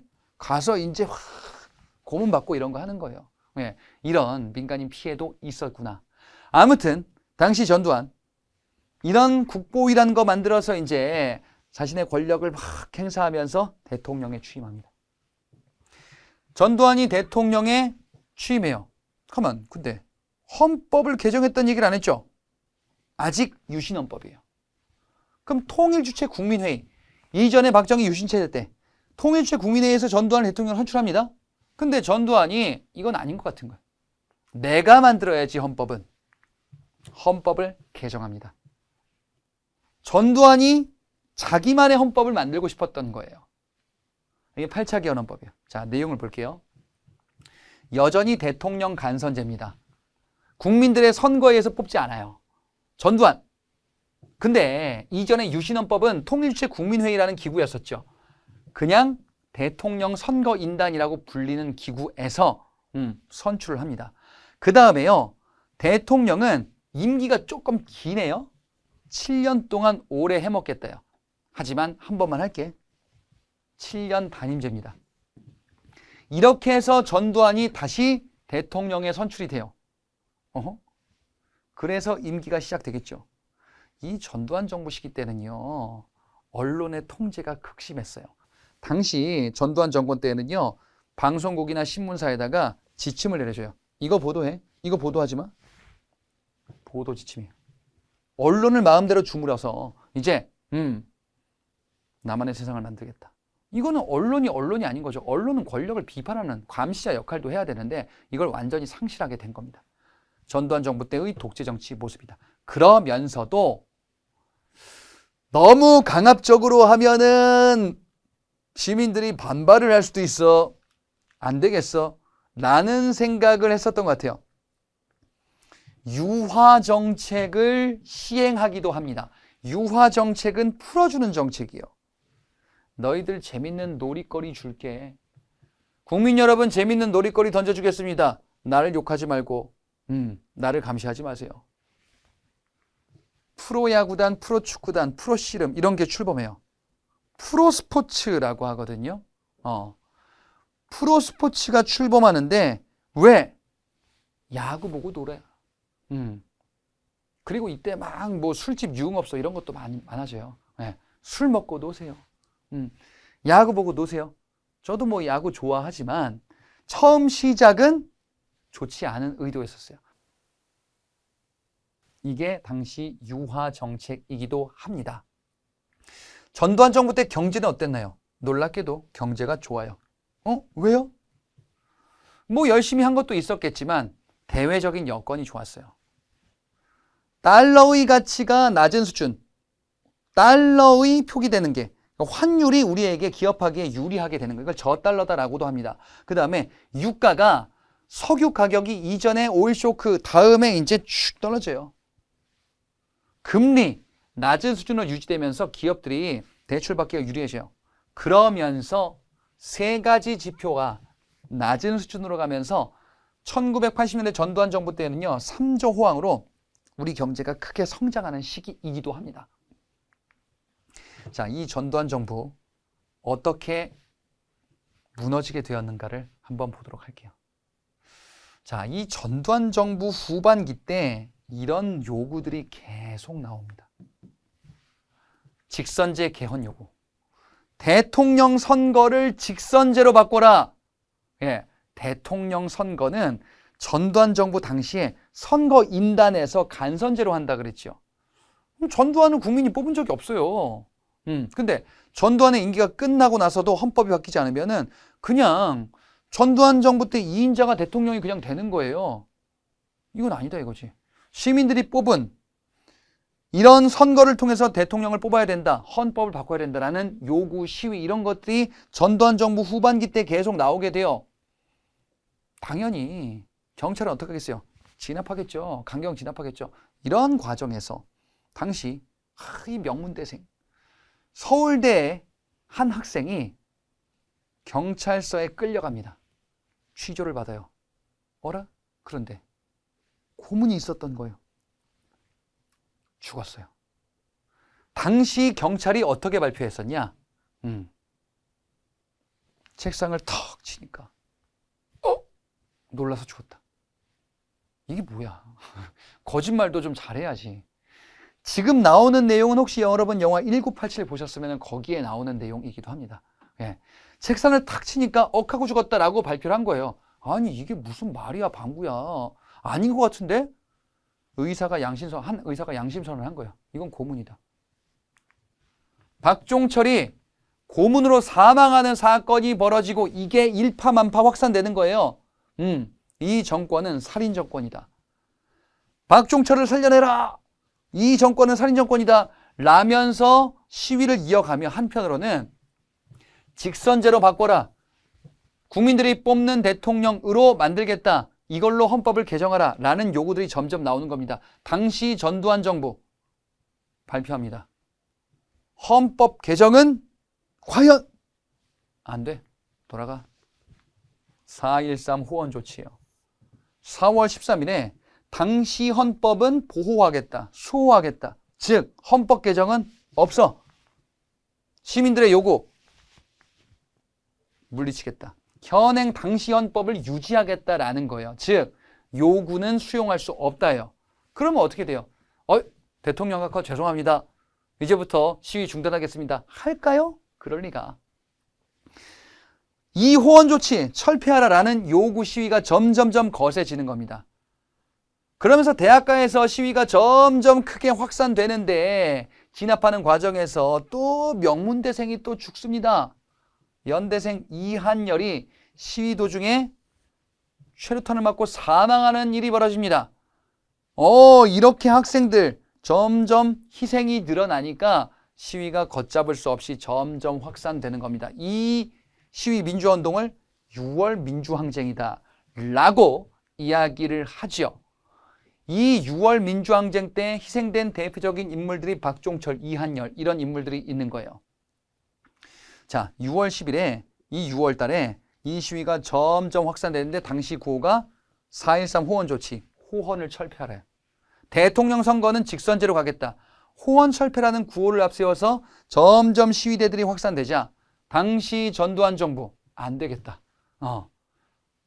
그래서 대통령 선거를 직선제로 하겠다라는 개헌 요구를 수용하겠다라는 걸 발표해요. 이게 6.29 선언이에요. 근데 왜 노태우가 합니까? 노태우가 2인자였어요, 당시. 당시 전두환 정부, 이 집권당의 당시 우두머리가 노태우였거든요. 그래서 이제 발표를 하는 거야. 안 되겠다.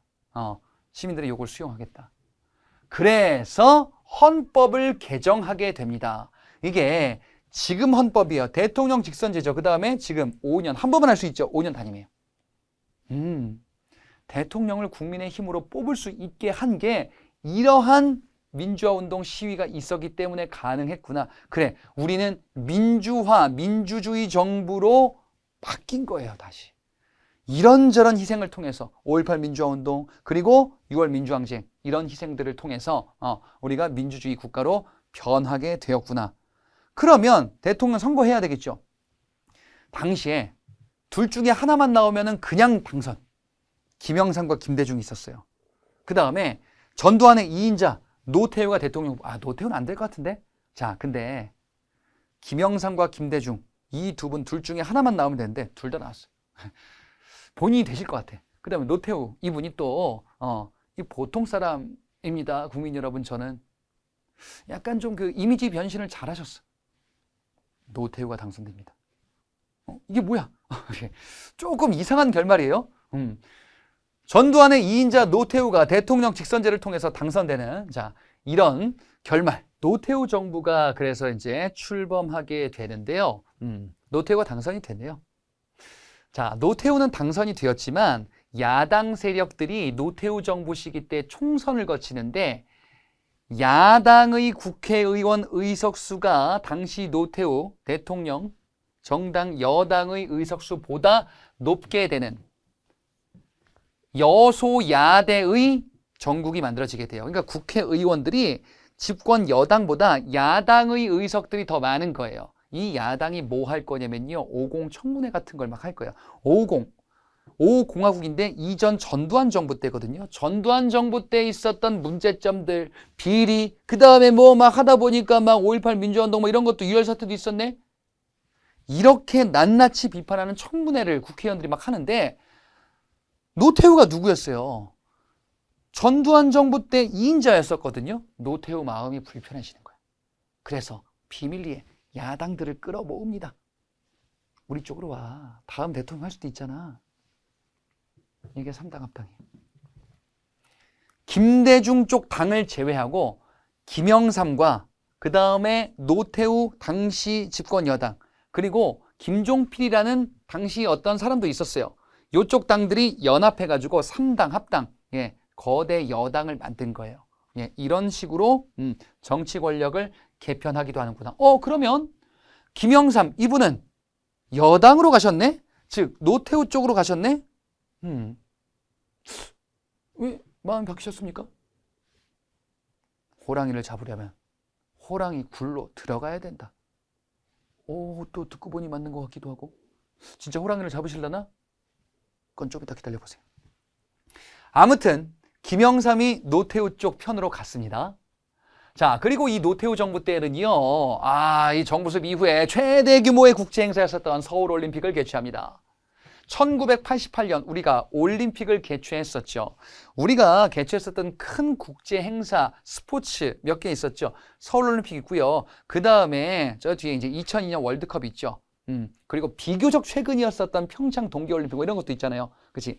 그 시작 올림픽 개최합니다. 이 서울올림픽 개최 당시 역점을 두고 추진했던 사업이 있어요. 바로 소련과 중국을 참여시킨다. 이게 뭐냐? 공산주의 국가들이에요. 공산주의 국가들이 이전 올림픽 88년 이전이 84년 LA 올림픽이었었어요. 그 더 이전 올림픽 1980년에 모스크바 올림픽이었었어요. 공교롭게도 미국과 소련에서 열렸었던 올림픽이었었네. 미국에서 열렸던 올림픽에는 소련 국가들이 불참합니다. 소련 국가에서 열렸던 올림픽에서는요, 미국 쪽 국가들이 불참해요. 여기서는 다 참여시키자. 회원국을 늘리자. 그래서 이 우리나라 올렸었던 올림픽에 공산주의 국가들로 참여합니다. 소련, 중국, 그 다음에 여러 그 기타 다른 공산주의 국가들도 참여한다. 물론 북한은 빠지는데 이 서울올림픽 개최로 공산주의 국가들도 참여하네요. 이 정부의 정책을 보려고 해요. 북방 외교 정책입니다. 자, 북방 외교 정책은요, 북쪽의 국가들과 외교 정책 관계 수립하자라는 건데요. 우리보다 북쪽에 있는 국가들 중에 사회주의, 공산주의 국가들이 많았던 거예요. 이런 국가들과도 수교하겠다. 이 노태우 정부 때에는 그래서 공산권과 수교해서 친구를 맺자라는 이런 움직임이 점점점 확산될 때입니다. 왜냐? 이때 미국과 소련의 냉전의 움직임이 이제 끝나갈 때예요. 그러니까 우리도 이런 걸 할 수가 있는 거예요. 그죠? 그럼 북한과도 뭔가를 하겠죠. 그건 다음 단어에 나올 겁니다. 자, 이 노태우 정부 다음에 누가 당선되냐? 김영삼이 당선됩니다. 김영삼은 노태우 쪽 편으로 갔나요? 그래요. 그 김영삼입니다. 자, 근데요, 진짜 이분이 호랑이를 잡는지 보겠습니다. 김영삼 정부 때 역사 바로 세우기라는 이런 정책을 추진을 합니다. 역사적으로 문제 있는 것들을 바로 잡겠대요. 뭔가 보니까 일단 첫 번째, 조선 총독부 건물이 있었어요. 이거는 인터넷 지금 찾아보면은 뭐 컬러 사진으로 다 남아 있습니다. 조선 총독부 일제 때 그거 조선 총독부 얘기하는 건가요? 그래요. 이 조선 총독부 건물을 어디다 만들었냐? 경복궁 앞에 만들었어요. 경복궁을 딱 가리고 있었던 거지. 일제가 이거를 오랫동안 쓰려고 정말 공들여 만든 것 같아. 근데 일제가 패망했잖아요. 우리가 광복을 맞았잖아.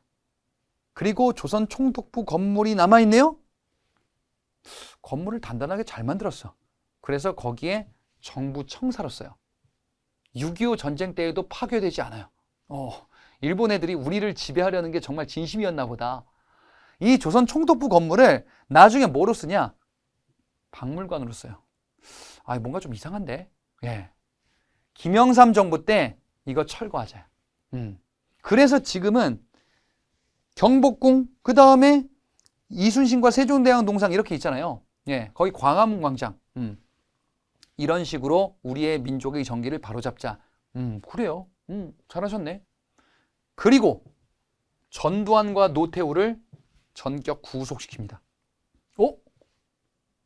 호랑이를 잡으려고 호랑이 흘로 들어가셨나 보다.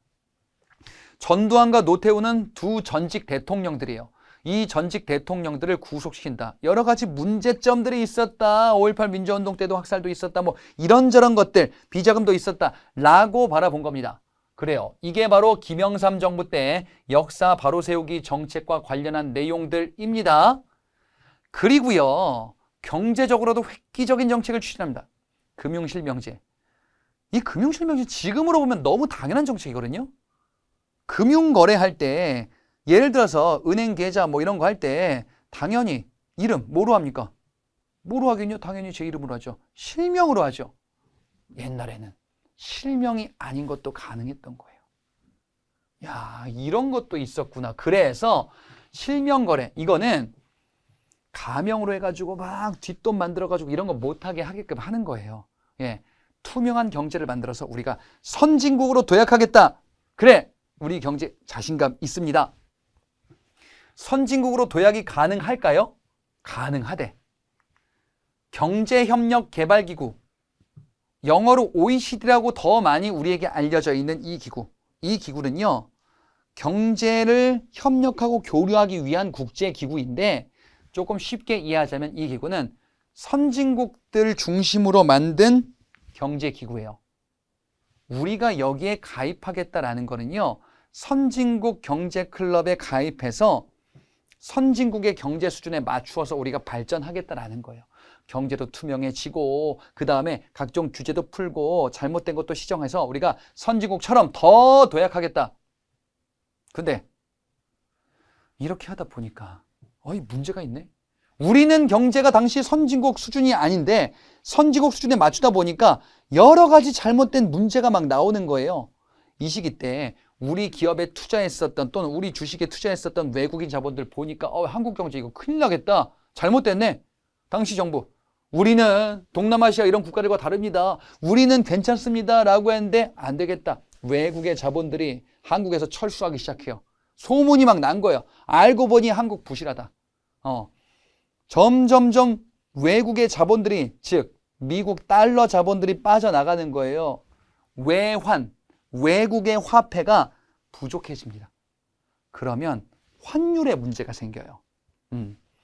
우리의 화폐 원화, 외국의 화폐 달러, 이 교환 가치를 환율이다라고 하는데 이 환율이 무너지는 거예요. 왜? 달러가 너무 부족해지니까.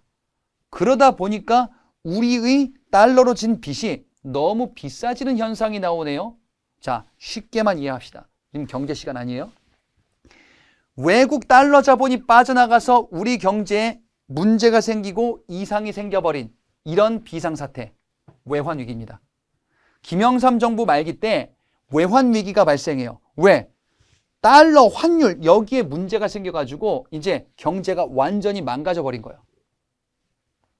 외국에 빚 갚아야 되는데 달러가 없어요. 달러가 너무 비싸졌어. 큰일 났다. 어떡하냐? 도와주세요. 이러다가 파산하겠어요. 이때 등장한 게 국제통화기금 IMF입니다. 많이 들어보셨잖아요. IMF라는 국제통화기금. 여기서 우리 경제를 위해서 돈을 빌려준 거예요. 대한민국가 달러 없지? 빌려줄게. 아이고 감사합니다. 근데 있잖아. 우리가 너 뭐 믿고 빌려주겠니? 저 대한민국이에요. 저 갚을게요 잘. 못 믿겠어. 지금 니네 거의 망했잖아. 빌려주는 대신에 경제를 다 바꿔. 우리가 하라는 대로. 왜? 어떻게 해요? 좀 이상한 기업들 다 망하게 내버려둬. 부실 기업들 싹 다 정리해. 아니 그러면 경제가 큰일 폭망할 수 있는데요. 어쩔 수 없어. 이게 IMF 외환위기예요. 네. 부실 기업들 정리하면서 대규모 실업 사태가 벌어지는 겁니다. 예, 이때 경제가 완전 폭락한 거예요. 그리고 요 해 말에 대통령 선거를 치릅니다. 대통령 선거에서 야당이었었다가 경제를 살리겠습니다. 저는 옛날부터 준비했습니다. 바로 김대중이에요. 김대중 정부가 출연합니다. 이 김대중 정부는요, 야당으로서 정권을 바꿨었던 최초의 사례예요. 선거를 통해서. 이 김대중 정부, IMF 외환위기로 국민의 생활이 너무너무 어려워졌었던 거예요. 그러니까 김대중 정부가 김대중이 대통령이 딱 됐을 때에는 이제 경제가 완전히 폭망했을 때요. 여기서부터 시작이에요. 그래서 뭔가를 해야겠다. 어떻게 합니까? 국민기초생활보장법이라는 걸 만들어요. 예. 어려워서 굶어 죽을 수 있는데 최저한의 그 수준은 국가가 보장해 주겠다라는 것을 만듭니다. 왜? 이거는 IMF 외환위기로 국민의 생활이 너무너무 어려워져서 생기는 문제, 이것을 극복하려는 안전망 조치예요. 그럼 어떻게 이걸 극복합니까? IMF 외환위기를. 달러를 갚아야 돼요, 우리가. 달러가 없어가지고 외국 돈이 없어가지고 생기는 문제란 말이죠. 기업 어려운데 어떡합니까? 정부가 어떻게든 도와주겠다. 기업 내에 노동자들이 있어요. 노동자도 같이 협력하자. 우리 셋이 머리를 맞대고 어떻게든 이 어려움을 극복하자. 노동자, 회사, 정부, 노사정위원회를 만들어서 우리가 협심으로 똘똘 뭉치자라는 거예요. 경제를 어떻게든 살리자. 노동자들 너무 힘든데요. 회사도 너무 힘듭니다. 정부도 너무 힘듭니다. 조금씩 힘든 거를 분담하자라는 위원회를 만들어서 서서히 극복해 나갈 겁니다. 그 다음에 김대중 정부 출범 좀 전부터 민간에서 이런 움직임이 있었어요. 외환이 없어요. 즉 달러가 없어요. 어떻게 갚습니까? 달러를 만들 수 있는 방법이 있습니다. 어떻게? 집에 있는 금덩이를 다 팔면 됩니다. 그러면 외국 돈을 확보할 수 있어 우리가 빚을 갚을 수 있습니다. 집에 금덩이가 없는데요? 돌반지가 다 있습니다. 네. 돌반지 다 금으로 했었단 말이에요. 그거 팔자 이거지. 그거 갖고 있어서 뭐하냐. 국가를 위해서 내놓자 이거죠. 국가가 어려울 때 나라를 위해서 내놓자라는 거는 일찍이 저 앞에 근대 시기 때 국채보상운동이 있었죠. 현대사판 국채보상운동이 나오는 거예요. 예. 국가의 빚, 환율 이런 게 문제가 있으니까 국민의 창고 털어가지고 이거 내자 이거예요. 돌반지 내자. 금모으기 운동이에요. 금을 팔아가지고 달러 이걸 만들자 이거죠. 금모으기 운동이다. 이렇게 해서 김대중 정부 때 IMF가 이래라 저래라 하면서 돈 빌려줬던 거 다 갚아버려요. IMF가 깜짝 놀랐어. 벌써 갚았어? 끝났습니다. 어둠은 길었습니다. 그리고 2002년에 한일 월드컵 축제가 열린 거죠. 그죠? 그리고 김대중 정부 요 다음에 이제 요쪽 당에서 대통령이 나옵니다. 노무현 정부입니다. 노무현 정부는요 여러 가지를 많이 개혁하려고 했었어요. 이 당시 일단 노무현이라는 대통령 자체부터 이분은 대학을 안 나오신 분이에요. 고졸 출신으로서 사법시험에 합격하셨었던 변호사 활동했었던 사람이거든요. 그래서 그랬는가 여러 가지 사회의 그 모순점들을 개혁하려는 시도가 좀 많았었어요. 일단 첫 번째 호주제 폐지. 호적 호주 이런 거 있죠. 보통 이제 남자 호주예요. 그러다 보니까 여성들은 좀 불리한 경우들이 많다라면서 비판들이 있었거든요. 이거 폐지합니다. 그 다음에 이 FTA라는 거는요. IMF 외환위기를 극복했으니까 우리가 이제 좀 적극적으로 대처하자라는 거예요. IMF 외환위기는 전 세계에서 금융거래, 상품거래 이런 게 자유롭게 무역하는 이런 분위기에서 우리가 제대로 대처를 못했었던 거거든요. 아니 금융거래 이런 거 막 활발한데 여기서 이제 막 부실 기업들 나오고 여전히 국가가 막 지원해주고 해서 이제 성장한 이런 기업들 이거 안 돼.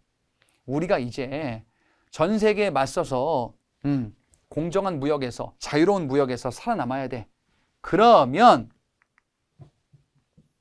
자유무역협정 체결하자. 국가들과 무역협정을 체결해서 우리가 서로 간의 관세 없애자. 우리 기업도 나가서 수출할 수 있다. 외국 기업들 들어와. 우리도 나간다. 우리 기업들 이만큼 이제 성장할 수 있어. 기업들아 열심히 할 수 있지. 이런 게 FTA예요. 네. 자유무역협정입니다. 이 노무현 정부 때 그래서 마트에 뭐가 조금씩 풀리기 시작하냐? 와인이 풀리기 시작해요. 왜 갑자기 와인? 여러분 와인 하면은 프랑스 와인도 있는데 칠레산 와인 많이 들어보셨죠? 예. 칠레 와인이 관세 없이 이제 막 들어오기 시작하는 거예요. 그래. 이런 거였구나. 우리 생활 속에 있구나. 라는 거예요. 자, 그리고 여러 가지 각종 조치들이 있는데 이건 간단히만 읽어보고 넘어가셔도 되겠습니다. 그리고 이제 노무현 쪽, 요쪽 당이 아닌 다른 쪽에서 요쪽에서 이제 다시금 정권을 차지하게 되는 정권 교체가 또 일어나게 되고 그래서 대통령이 된 인물이 이명박. 예, 이명박 정부로 넘어가게 되죠.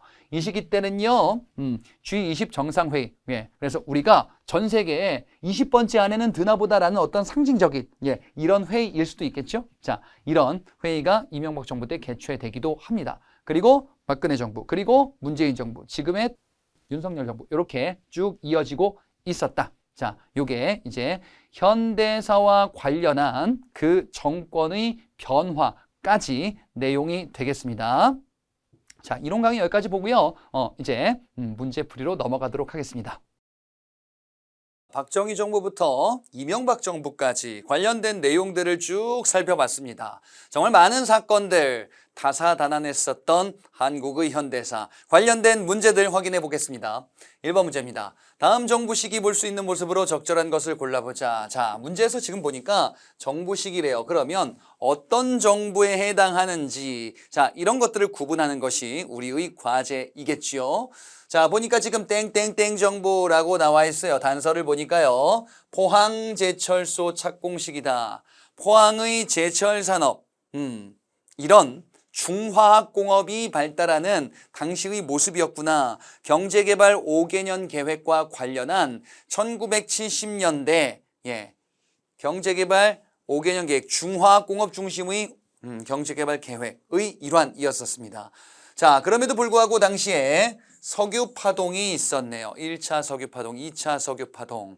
석유 가격이 폭등했었던, 그로 인한 우리 경제의 큰 타격, 1970년대에 있었던 일이거든요. 그리고 수출 100억 불, 100억 불의 수출을 달성해서 이렇게 지금 기념탑까지 딱 만들었습니다. 예, 중화공업 중심으로 발전하고 있었던 당시의 모습, 경제 성장, 그리고 당시의 위기 상황. 다 박정희 정부 시기에 해당하지요.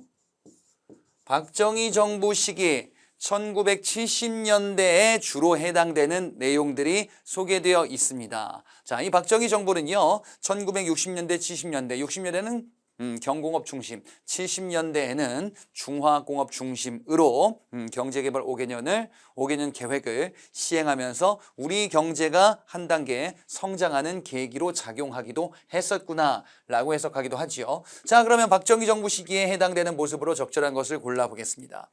1번 보겠습니다. 최저임금법 제정으로 최저임금을 심의하는 위원이다. 최저임금법, 요거는 1980년대에 가서 등장하는 내용이에요. 최저임금법은 이건 뭐야? 최저 요 정도까지는 임금을 줘야 된다. 여러분 뭐 알바할 때도 시간당 얼마 이상은 줘야 된다. 이런 거 있잖아요. 이런 최저임금법을 제정했었던 거는 1980년대에 가서 아무래도 박정희 정부 시기 때에는 경제가 성장하는 과정에서 노동자들의 권익 이런 것들은 보장되지 않았었던 시기니까 1번은 이 시기가 아닐 것 같다라는 생각으로 임해 주시면 돼요. 제가 지금 요 단원 기출문제를 말씀드리면서 그런 것들이 좀 많을 거야. 요거는 좀 출제 포인트가 아니거나 아니면은 좀 주목하지 않았었던 주제 이런 것 좀 많을 거거든요. 아무래도 지금 우리 시점이랑 너무 근접해 있는 이런 부분이기 때문에 새롭게 추가되는 내용이나 아니면은 주목하지 않은 주제, 이런 보기들이 좀 등장할 겁니다. 자, 1번은 여러분들이 수업 때 듣지는 않았었던 내용일 수 있는데, 근데 요거는 그래, 성장하는 노동자 권익이 보장되지 않았었던 시기에는 요런 법의 제정이 어렵겠다라고 보시면 되겠어요. 2번은 여러분들 반드시 봤었던 내용이죠. 알아두셔야 되는 내용이죠. 금융실명제에 따라서 신분증 제시를 요구하는 은행원이다. 금융실명제는 김영삼 정부 시기 때 시행됐었던 이런 제도로 살펴봤었죠. 경제정책을 투명하게 운영하겠다라는 이런 정책. 3번에 한칠레 자유무역협정 FTA. 자유무역협정은 FTA라고도 이야기를 하네요. 자, 이는 경제 위기를 겪었던 IMF 경제 위기, 그리고 이를 극복했었던 김대중 정부 이후에 해당되는 내용이지요. 노무현 정부 시기 때 해당합니다. 노무현 정부 시기 때 그래서 FTA, 자유무역 협정이라는 주제가 우리에게 상당히 많이 큰 이슈로 다가오게 되지요. 4번에 전국 민주노동조합 총연맹 창립대에 참가하는 노동자다. 자, 요거 뭐라고 하냐? 민주노총이라고 한 번쯤 들어보셨을 거예요. 민주노총인데요. 노동자들이 주도하여 만든 단체입니다. 이 민주노총의 창립 역시 1980년대 이후에 해당해요. 자, 이 민주노총의 창립은 김영삼 정부 시기쯤에 해당하는데요. 이런 것이 창립이 됐다라는 것은 민주화가 이루어진 이후 시기, 민주화는 1987년 6월 민주항쟁 그 이후 시기에 해당한다라는 시점을 잡아두면 되겠습니다. 그래서 노동조의 권익이라는 것은 그 이후 시기에 보장될 수 있겠다. 박정희 정부 시기 때에는 아무래도 전태일 분신 사건 같은 사건을 봤을 때 노동자의 이런 권익이라든지 현실 이런 것을 상당히 좀 낮게 보는 경향이 있었던 시기죠. 5번에 그와 관련된 사건이요. 정부의 도시정책에 반발하여 시위를 하는 광주 대단지 이주민이다. 광주 대단지 사건이지요. 광주 대단지 사건은 유신체제 출범 그 전쯤에 있었던 일인데 1971년에 있었던 일이거든요. 이 광주 대단지 사건은 경기도 광주 지역 성남 쪽으로 서울 시민들 상당수를 강제로 이주시키는 이런 정책 때문에 반발하고 탄압하는 과정에서 벌어졌었던 이런 가슴 아픈 사건이었었다. 박정희 정부 시기 때 있었던 사건으로 알아두시고 가셔야 되겠습니다. 자, 그래서 답은 5번이 되겠죠. 2번 문제입니다. 미출근 이 정권 시기 마찬가지로 어느 정부에 해당하는지 이런 것들을 또 골라주시는 거죠. 이 정권이라고 되어 있는데요. 자, 앞에부터 보자. 양심선언문, 과연 뭘까? 들으라. 우리는 유신헌법의 잔인한 폭력성을, 합법을 가장한 유신헌법의 모든 부조리, 이 유신헌법은 합법을 가장해서 우리를 괴롭히는 아주 문제가 있는 헌법이다 라고 이야기를 하고 있는 겁니다. 그래서 이것을 고발한다. 그리고 이런저런 내용들을 선언한다 라고 되어 있어요. 따라서 이 정권은 박정희 유신체제 때 해당되는 시기다라고 볼 수 있겠죠. 박정희 유신체제의 출범, 이는 헌법 개정을 통해서 10월 유신을 통해서 헌법을 개정했네요. 7차 개헌이다라고도 이야기를 했었고요. 이 유신헌법은 대통령을 간선제로 선출하면서 통일주체 국민회의에서 선출하도록 했었던, 그리고 대통령의 긴급조치권을 명문화했었던, 영구 독재 체제를 꾀했었던 박정희 체제, 이 박정희 체제의 변환, 1972년, 70년대 이런 당시의 체제다라고 볼 수 있겠죠. 자, 그러면 이 정권 시기 때 여러 가지 일이 있었을 텐데요. 경제적으로는 앞서 봤었던 것처럼 중화공업 추진 정책, 그리고 정치적으로는 이러한 비판을 탄압하는 여러 조치들이 이루어지겠다. 옳지 않은 것을 고르는 거죠. 1번 보겠습니다. 신민당사에서 YH 무역 노동자들이 농성을 하였다라고 되어 있어요. YH 무역 사건이다 라고 봤었지요. YH 무역 사건을 시작으로 김영삼 당시 신민당 총재 국회의원의 제명, 그리고 부마 민주항쟁, 그리고 박정희가 피살됐었던 11.6 사태까지 이어졌었던 유신체제 말기 때 있었던 사건으로 봤었습니다. 이번에 민주회복을 위한 개헌 청원 100만인 서명운동, 개헌을 청원한대요. 백만인 서명을 해서 유신 체제를 개혁하자, 바꾸자, 개헌하자라는 이런 반유신 체제 민주화 운동이겠지요. 4번부터 볼게요. 야당 총재 국회의원직 제명을 계기로 민주항쟁이 일어났다. 그래요. YH 무역 사건을 계기로 이렇게 됐었거든 거죠. 야당 총재 누굽니까? 바로 당시 김영삼 국회의원 제명 사건. 그리고 12.6 사태로 인한 박정희의 죽음. 이렇게 났었다. 자, 5번에 긴급조치 철폐를 요구하는 3.1 민주구국선언이 발표되었다. 유신체제, 이 유신체제에 저항했었던 사건으로 2번과 유사한 사건이에요. 유신체제에 저항하는 민주화운동이지요. 자, 그래서 1, 2, 4, 5번 맞는데요. 3번 볼게요. 호헌철폐 독재 타도를 내세운 60 국민대회가 개최되었다. 호헌철폐, 헌법을 수호한다. 4.13 호헌 조치에 대해서 저항했었던 1987년 6월 10일에 궐기했었던 6월 민주항쟁이에요. 6월 민주항쟁은 전두환의 4.13 호헌 조치에 대한 반발이었었죠. 대통령 직선제로 바꾸라. 바꿀 수 없다라고 하니까 총궐기에 나서게 되고 또 이한열, 연대생 이한열의 죽음이 계기가 되기도 했었다라고 봤었습니다. 따라서 3번은 박정희 정부가 아니라 전두환 정부 말기 때 해당되는 내용이었었습니다. 3번 문제입니다. 다음 사건 이후의 사실로 옳은 것을 골라보자. 자, 사건이 있었는데 그 이후의 사실이래요. 자, 시점도 파악해야 되겠지요. 자, 지금 보니까 만화가 있습니다. 뭐 고생이다 해가지고 지금 뭐라고 딱 탄압을 한 것 같아요. 자, 보니까 이 만화는 민생고 해결을 외치는 여성 노동자들이 경찰에게 과잉 진압되는 모습을 풍자하고 있다고 합니다. 여성 노동자들이 경찰에게 과잉 진압된대요. 이 과정에서 지금 무슨 일이 있었을 겁니다. 가발 생산 공장 여성 노동자들 업주의 폐업 조치에 맞서서 신민 당사에서 농성을 하자 무장 경찰이 폭력적으로 진압했다. 어떻게 이럴 수가 있지. YH 무역 사건으로 역사에 기록되었다. 그래요. 여러분들이 강의 때 들었었던 YH 무역 사건이 바로 이러한 일이었었던 것이고 당시에 이런 시사 만화를 통해서 당시의 사람들도 이렇게 봤었구나라는 것을 확인해 볼 수가 있겠다. 자, 지금 이 사건은 박정희 정부 유신체제 말기 때 있었던 일이지요. 1979년 유신체제 말기 때 있었던 YH 무역 사건. 이 YH 무역 사건을 계기로 이후에 어떤 일이 있었죠? 김영삼 국회의원의 제명, 그리고 부마항쟁. 부산과 마산에서 유신체제 반대하는 투쟁이 걷잡을 수 없이 확산됐네요. 요거 수습책 논의하고 이제 얘기하고 뭐 이런 거 저런 거 하다가 이제 박정희가 총에 맞고 죽게 되네요. 12.6 사태 이렇게 이어졌었죠.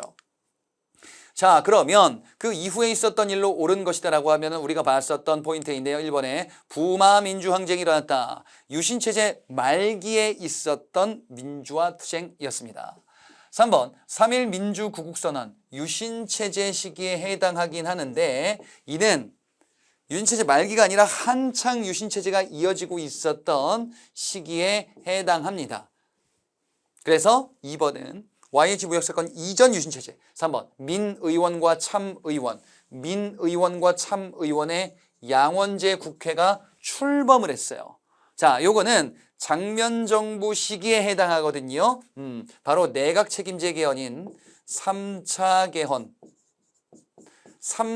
개헌 시기에 해당해요. 내각 책임제 개헌, 내각 책임제 정부인 장면 내각이 이전에 출범했었죠. 이승만 4.19 혁명으로 붕괴됐었던 이승만 정부 이후에 등장했던 장면 정부와 관련한 헌법이기 때문에 박정희 등장하기 전이지요.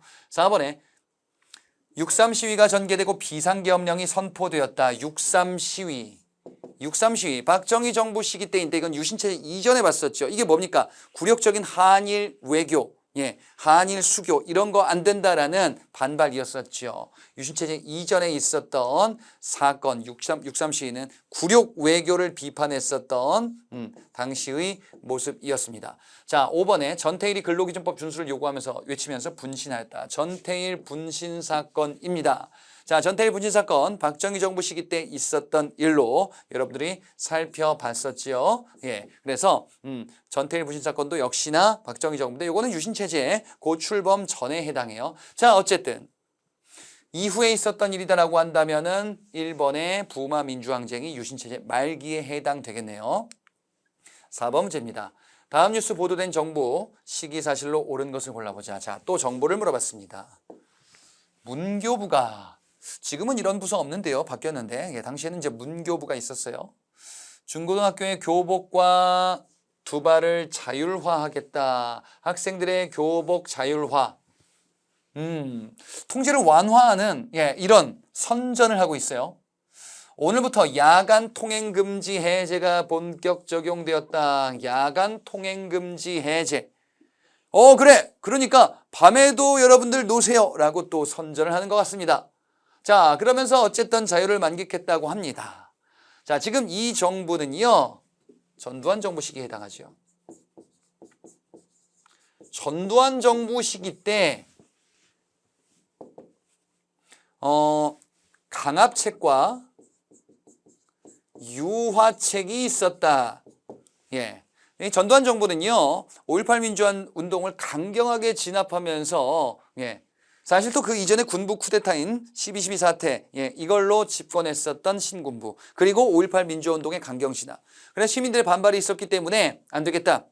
강압적으로 통제하면서 한편으로는 유화적으로 풀어주는 시민들의 자유를 우리가 보장하겠다라는 쪽으로 선전하기도 했었죠. 그 유화책의 일환이 이런 것들이었었다면 이거 말고도 또 뭐 있었어요? 프로스포츠 출범, 프로야구, 프로축구와 같은 예, 프로스포츠가 출범하는 시기 역시 전두환 정부 시기 때 해당된다라고 봤었죠. 자, 그러면 전두환 정부 시기를 물어보고 있군요. 보기를 보겠습니다. 1번에 서울올림픽 대회가 개최되었다. 서울올림픽 대회. 자, 이는 다행히도 민주화 이후에 해당하지요. 노태우 정부 시기 때 1988년 서울올림픽이 개최됩니다. 이번에 보도지침으로 언론이 통제되었다. 보도지침. 언론을 통제하는 거지. 그치? 융화책도 있었지만 통제책도 있었다. 예, 그래서 언론들을 강압적으로 통제하면서 보도에 따른 각종 지침들, 기사와 관련한 편집의 방향 이런 것들까지도 지정했었단 말이죠. 자, 그래서 2번이 전두환 정부 시기 때 있었던 각종 통제 정책 중에 하나에 해당합니다. 3번, 삼풍백화점 붕괴 사고가 일어났다. 삼풍백화점 붕괴 사고. 뭐 성수대교 붕괴 이런 사건들 역시 여러분들 뭐 이런 뭐 매체나 이런 걸로 이전에 이런 일이 있었다라고 접해 보신 분들이 있을 거예요. 자, 3번은 요거는 수험에 직접적인 포인트가 될지 말지는 향후에 조금 더 보긴 해야 되겠으나 어찌됐건 보기에서는 등장을 했습니다. 김영삼 정부 시기 때 해당해요. 김영삼 정부 시기는 초반부에는 역사 바로 세우기 정책이다, 뭐 하나회 숙청이다라고 해서 예, 쭉 잘 나가다가 후반부로 가면 갈수록 삼풍백화점 붕괴, 성수대교 붕괴, 예, 이런 사건들 그리고 IMF 외환 위기, 예, 그래서 앞에 잘 나갔지만 뒤에 좀 뭔가 주저앉은 이런 정부의 성격으로 보시면 되겠어요. 자, 그래서 김영삼 정부. 4번에 양성평등 실현을 위해서 호주제가 폐지되었다. 예, 양성평등. 호주제, 호주는 보통 이제 아버지가 호주, 예, 이런 거란 말이지. 이 호주 이런 걸 하다 보니까 여성들이 피해를 보는 경우들이 상당히 많이 생기게 된단 말이지요. 자, 그래서 이 호주제 같은 경우는 이제 폐지되는 수순에 이르게 될 텐데 이 호주제 폐지는 노무현 정부 시기 때 해당합니다. 예, 그래서 김대중 정부 시기 때부터 그러한 논의들 아무래도 차별받았던 여성들에 대한 지원이 필요하지 않냐. 여성가족부라는 게 그때 만들어지고요. 그리고 이후에 노무현 정부 시기에 들어서 호주제 정책이 폐지 수순으로 가게 될 겁니다. 자, 5번에 사회통합을 위한 다문화 가족 지원법이 시행되었다. 이 역시 이후 시기에 해당하겠죠. 예, 당시 지금 우리가 보고 있었던 전두환 정부 시기 때 해당되는 정책으로 볼 수는 없겠죠. 그래서 지금 최근 시기에 해당되는 정책으로 파악해 주시면 되겠습니다. 5번 문제 보겠습니다. 가민주화 운동에 대한 설명으로 옳은 것을 골라보자. 가민주화 운동이라고 합니다. 자, 전남도청 본관이래요. 시민군, 계엄군에 항쟁한 장소라고 합니다. 시민들이 무장을 했습니다. 전남도청을 복원했대요. 전남도청이니까 전라도 일대이겠죠? 그리고 전남도청이 있었던 곳은 지금 광주광역시인데요. 시민군이라는 게 키워드입니다. 시민들이 무장을 했었구나. 그래서 계엄군, 신군부 계엄군에 맞섰구나. 자, 지금 우리가 보고 있는 게 뭡니까? 5.18 민주화 운동이죠. 이 5.18 민주화 운동은 전두환이 주도해서 집권했었던 이 신군부들, 이 신군부의 독재에 저항했었던 사건인데 당시 5.17 비상계엄 확대 조치에 따라서 투입됐었던 계엄군, 이 계엄군에 맞서서 시민들이 저항을 했으나 결국 이제 무장까지 하면서 저항을 했으나 피해를 받았었던 사건이었죠. 자, 이 5.18 민주화운동 광주 일대를 중심으로 전개됐었던 사건이었습니다. 보기를 보겠습니다. 1번에 3.1 민주구국선언을 발표하였다. 3.1 민주구국선언, 이는 유신체제 때 해당되는 투쟁으로 알아두셔야 된다라고 봤었지요. 유신체제에 맞서서 당시에 있었던 야당 정치인들 또는 이제 시민사회 세력들이 연합해서 명동성당에서 유신체제 이런 것의 문제점을 지적하면서 선언문을 발표했었던 사건입니다. 자, 이번에 시위 도중 대학생 이한열이 희생되었다. 이한열, 그 이전에 박종철, 1987년 전두환 정부 말기 때 해당하지요. 그래서 1987년 이 민주화 운동 시기에 해당되는 그 내용으로 봤습니다. 3번도 마찬가지입니다. 호헌철폐, 6월 민주항쟁에 해당되는 내용인데요. 6월 민주항쟁, 이 6월 민주항쟁은 전두환 정부의 4.13 호헌 조치에 대한 반발이다라고 살펴봤었습니다. 자, 그래서 6월 민주항쟁은 5.18 민주운동 그 이후 시기에 해당하죠. 4번에 허정과도 정부가 출범하는 계기가 되었다. 허정과도 정부는 앞서 봤었던 이승만 정부 시기 때의 4.19 혁명, 4.19 혁명으로 이승만 정부는 붕괴되고요. 그리고 허정과도 내각이 출범하여 헌법을 내각 책임제로 바꾸고 그리고 장면 내각이 출범하게 된다. 그 사이에 있었던 과도 정부입니다. 5번에 관련 기록물이 유네스코 세계 기록유산으로 등재되었다. 5.18 민주화운동 관련된 기록물, 이런 것이 유네스코 세계 기록유산으로 등재되어 있어요. 유네스코 기록유산이라는 측면으로 알아두시는데 이는 이후 단원에서 다시 한번 소개해 드릴 겁니다. 자, 그래서 5.18 민주화운동 관련된 내용 5번이 되겠습니다. 6번 문제. 가민주화운동. 자, 민주화운동이 여러 차례 있었는데요. 그 중에서 여기서 살펴보는 민주화운동은 또 무엇일까? 호헌철폐가 무슨 뜻인지 잘 몰랐었대요. 다만 1980년 5월의 경험, 전두환이라는 인물을 통해서 우리나라가 독재 국가다라고 인식을 하고 있었다고 합니다. 그래요. 호헌철폐가 뭔지 몰랐는데 80년 5월의 경험, 전두환 이런 인물을 통해서 호헌철폐 뜻이 무엇인지를 파악할 수 있었다고 합니다. 그래요. 그러면 80년 5월은 5.18 민주화운동에 해당되는데 호헌철폐라는 단서가 등장한 걸 보니까 이전에 있었던 5.18 민주화운동을 통해서 전두환 정부의 현상을 알게 되고 그리고 호헌철폐 뜻을 알게 되었습니다. 자, 전두환 정부 시기 말기 때 해당되는 내용이죠. 이거는 1987년 6월 민주항쟁에 해당되는 내용이었습니다. 자, 그리고 이런저런 당시의 모습들이 있었다라고 이야기를 하고 있어요.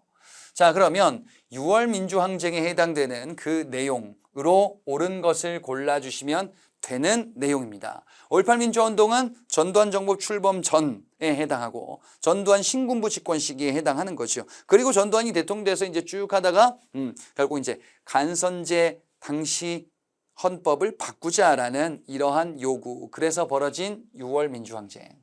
자, 이 6월 민주항쟁은요, 대통령 직선제 개헌을 추구했었다. 예, 그래서 결국에는 현행 헌법 이것으로 개정되게 되죠. 5년 단임의 대통령 직선제, 대통령 임기 그리고 단임제, 현행 헌법이네요. 자, 지금의 헌법, 예, 6월 민주항쟁의 결과물이다라고 볼 수가 있겠지요. 호언철폐를 계기로 박종철이 사망하고요. 그리고 4.13 호헌 조치가 발표되고 이에 반발하는 시위, 이한열이 희생됐네요. 그래서 벌어진 사건이 1987년에 6월 민주항쟁이다 라고 봤었죠. 이게 지금 헌법 출범, 개헌의 계기가 되었단 말이죠. 자, 나머지를 보자. 1번 굴욕적인 한일 국교 정상화에 반대하였다. 한일 국교 정상화 너무 굴욕적으로 하지 마세요. 박정희 정부 시기 때 있었던 대규모 시위였었습니다. 예, 바로 6.3 시위였었습니다. 박정희 정부 시기 1960년대 벌어졌었던 6.3 시위. 자, 3번에 시위 과정에서 시민군이 자발적으로 조직됐다. 시민군, 시민들이 무장했었던 사례는 5.18 민주화운동, 앞서 문제에서 살펴봤었죠. 광주 일대를 중심으로 있었던 사건. 4번에 삼선 개헌 반대 범국민 투쟁위원. 삼선 개헌 안 된다. 3번까지 대통령을 하는 거 안 된다. 자, 박정희 정부 시기 때 개헌이 2차례가 있었어요. 예. 일단 박정희 출범과 관련한 개헌까지 하면은 3차례겠죠. 기존에 있었던 내각 책임제 헌법을 대통령제로 바꾸는데 근데 요거를 3번까지도 출마 가능하도록 바꾸는 게 한 번 있었어요. 그와 관련한 내용입니다. 그러다가 그냥 영원히 하겠다라는 영구 독재 체제를 꿈꿨었던 유신 체제, 예, 유신 개헌으로 갔었던 거죠. 자, 그래서 4번은 마찬가지로 박정희 정부 시기 때 있었던 유신 체제 개헌 전의 개헌 내용입니다. 5번에 대통령 중심제에서 의원 내각제로 바뀌는 계기가 됐다. 의원 내각제, 요게 이제 내각 책임제이죠. 요걸로 바뀐다라는 거는 이승만 정부 붕괴되고 이제 허정과도 내각 출범, 장면 정부 출범, 자, 이와 관련한 내용이었습니다. 자, 따라서 답은 2번으로 고를 수가 있겠죠. 7번 문제입니다. 다음 발표 있었던 시기를 연표해서 옳게 골라보자. 자, 어떤 관료분인 것 같은데요. 지금 이야기를 하고 있습니다. 발표를 하고 있습니다. 정부가 최근 겪고 있는 금융, 외환시장의 어려움을 극복하기 위해 금융과 외환시장의 어려움이 있나 봅니다. 국제통화기금, IMF, 국제통화기금, IMF라고 불리는 요 단체에다가 자금 지원해 줄 것을 요청하기로 결정했대요. 그러면 IMF가 우리에게 자금을 지원해 주면서 강력한 구조 조정을 요구하겠지요. 자, 따라서 이는요, IMF 외환 위기지요. IMF의 구제금융을 받으면서 이로 인해서 우리 경제가 크나큰 위기를 겪었었던 김영삼 정부 말기 때의 일이네요. 자, 그러면 그게 언제입니까? 하나씩 보자. 농지개혁법 제정.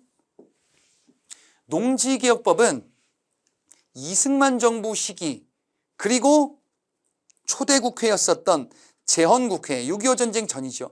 그 시기에 해당되는 정책입니다. 굉장히 오래전 일이네요. 자, 그리고 한일 기본조약 체결, 한일 국교 정상화에 반발했었던 6.3 시위에도 불구하고 한일 기본조약이 체결되었구나. 박정희 정부 시기에 해당하네요. 굴욕 외교에 대한 비판이 6.3 시위였었고 그럼에도 불구하고 이 조약 체결을 강행했었다. 100억 달러 수출을 달성했었다. 100억 달러의 수출이다. 중화공업 중심의 박정희 정부 시기 때 정책인데 60년대인지 70년대인지 이렇게 갈리게 되죠. 자, 1988년 서울올림픽 개최. 이는 노태우 정부 시기 때 있었던 일이다. 출범 초기입니다. 그리고 노사정위원회 구성 1998년 이렇게 되어 있는데요. 노사정위원회는요. IMF 외환 위기에 따른 극복 수단이었어요. 네. 노동계와 회사와 정부가 힘을 맞대자 이 노사정위원회는 김대중 정부 시기 때 외환 위기를 극복하는 정책 중에 하나였었고요. 한미 자유무역 협정 체결이다. 자유무역 협정은 노무현 정부 시기 때 등장하는 이슈다라고 살펴봤었죠. 자, 그러면 김영삼 정부 말기니까 지금 요 김대중 정부 앞에 요 시기 때 해당되겠네요. 자, 따라서 답은 4번으로 고를 수 있겠습니다. 8번 문제입니다. 다음 기사 보도된 정부 시기 사실로 옳은 것을 골라보자. 지금 17회 FIFA 한일 월드컵 개막식이 열렸다고 합니다. 자, 우리나라에서 월드컵이 열렸네요. 일본과 공동 개최긴 하나 어쨌든 열렸다. 예. 그리고 이 시기 때 대한민국 축구대표팀이 무려 준결승 4강까지 갔었던 엄청난 일을 달성하게 되었습니다.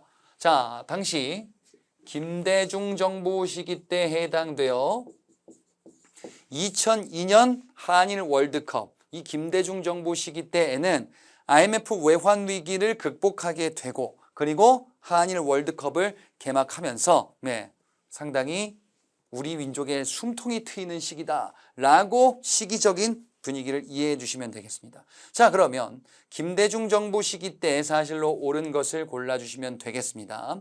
자, 여기 지금 보기에는요. 여러분들에게 좀 생소한 보기도 있어요. 1번에 중앙정보부가 창설되었다. 중앙정보부, 중정이라고도 불리는 거. 요게 나중에 안기부로 바뀌고 나중에 국정원으로 바뀌거든요. 중앙정보부는 박정희 정부 출범 시기에 해당해요.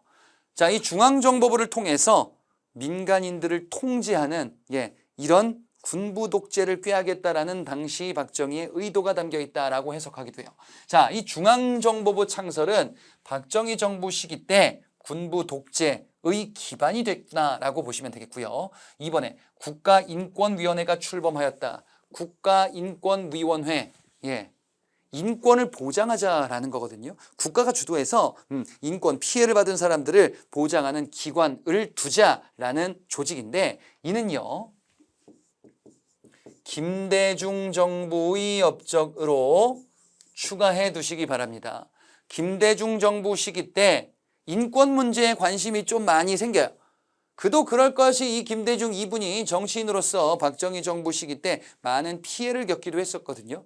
그러한 경험들, 이런 것들이 반영되지 않았을까라는 측면으로 이해해 주시면 되겠습니다.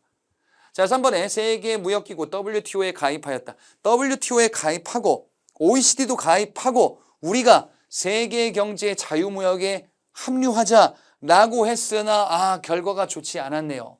자, 지금 이러한 모습들은 결국 IMF 외환위기라는 안 좋은 결말로 이어지게 되는데 김영삼 정부 시기 때 IMF 외환위기 이전에 있었던 당시 정부의 조치죠. 자, 4번에 G20 정상회의. G20 정상회의. 우리가 말이죠. 전 세계 20개 대표하는 국가 안에 들었대요. 자, 이 G20 정상회의를 더군다나 서울에서 개최한다고 합니다. 자, 요거는 앞서 본 것처럼 이명박 정부 시기 때 있었던 조치이죠. 그래서 요거 이명박 정부 시기에 대표적인 모습으로 알아두시고요. 5번에 37년 만에 야간 통행 금지가 해제되었다. 요거 앞서 봤었는데요. 전두환 정부 시기 때 유화책으로 살펴봤었습니다. 자, 따라서 답을 2번으로 고를 수가 있겠습니다. 자, 이렇게 문제를 풀어봤고요. 저는 이제 또 다음 강의로 찾아뵙도록 하겠습니다. 수고하셨습니다.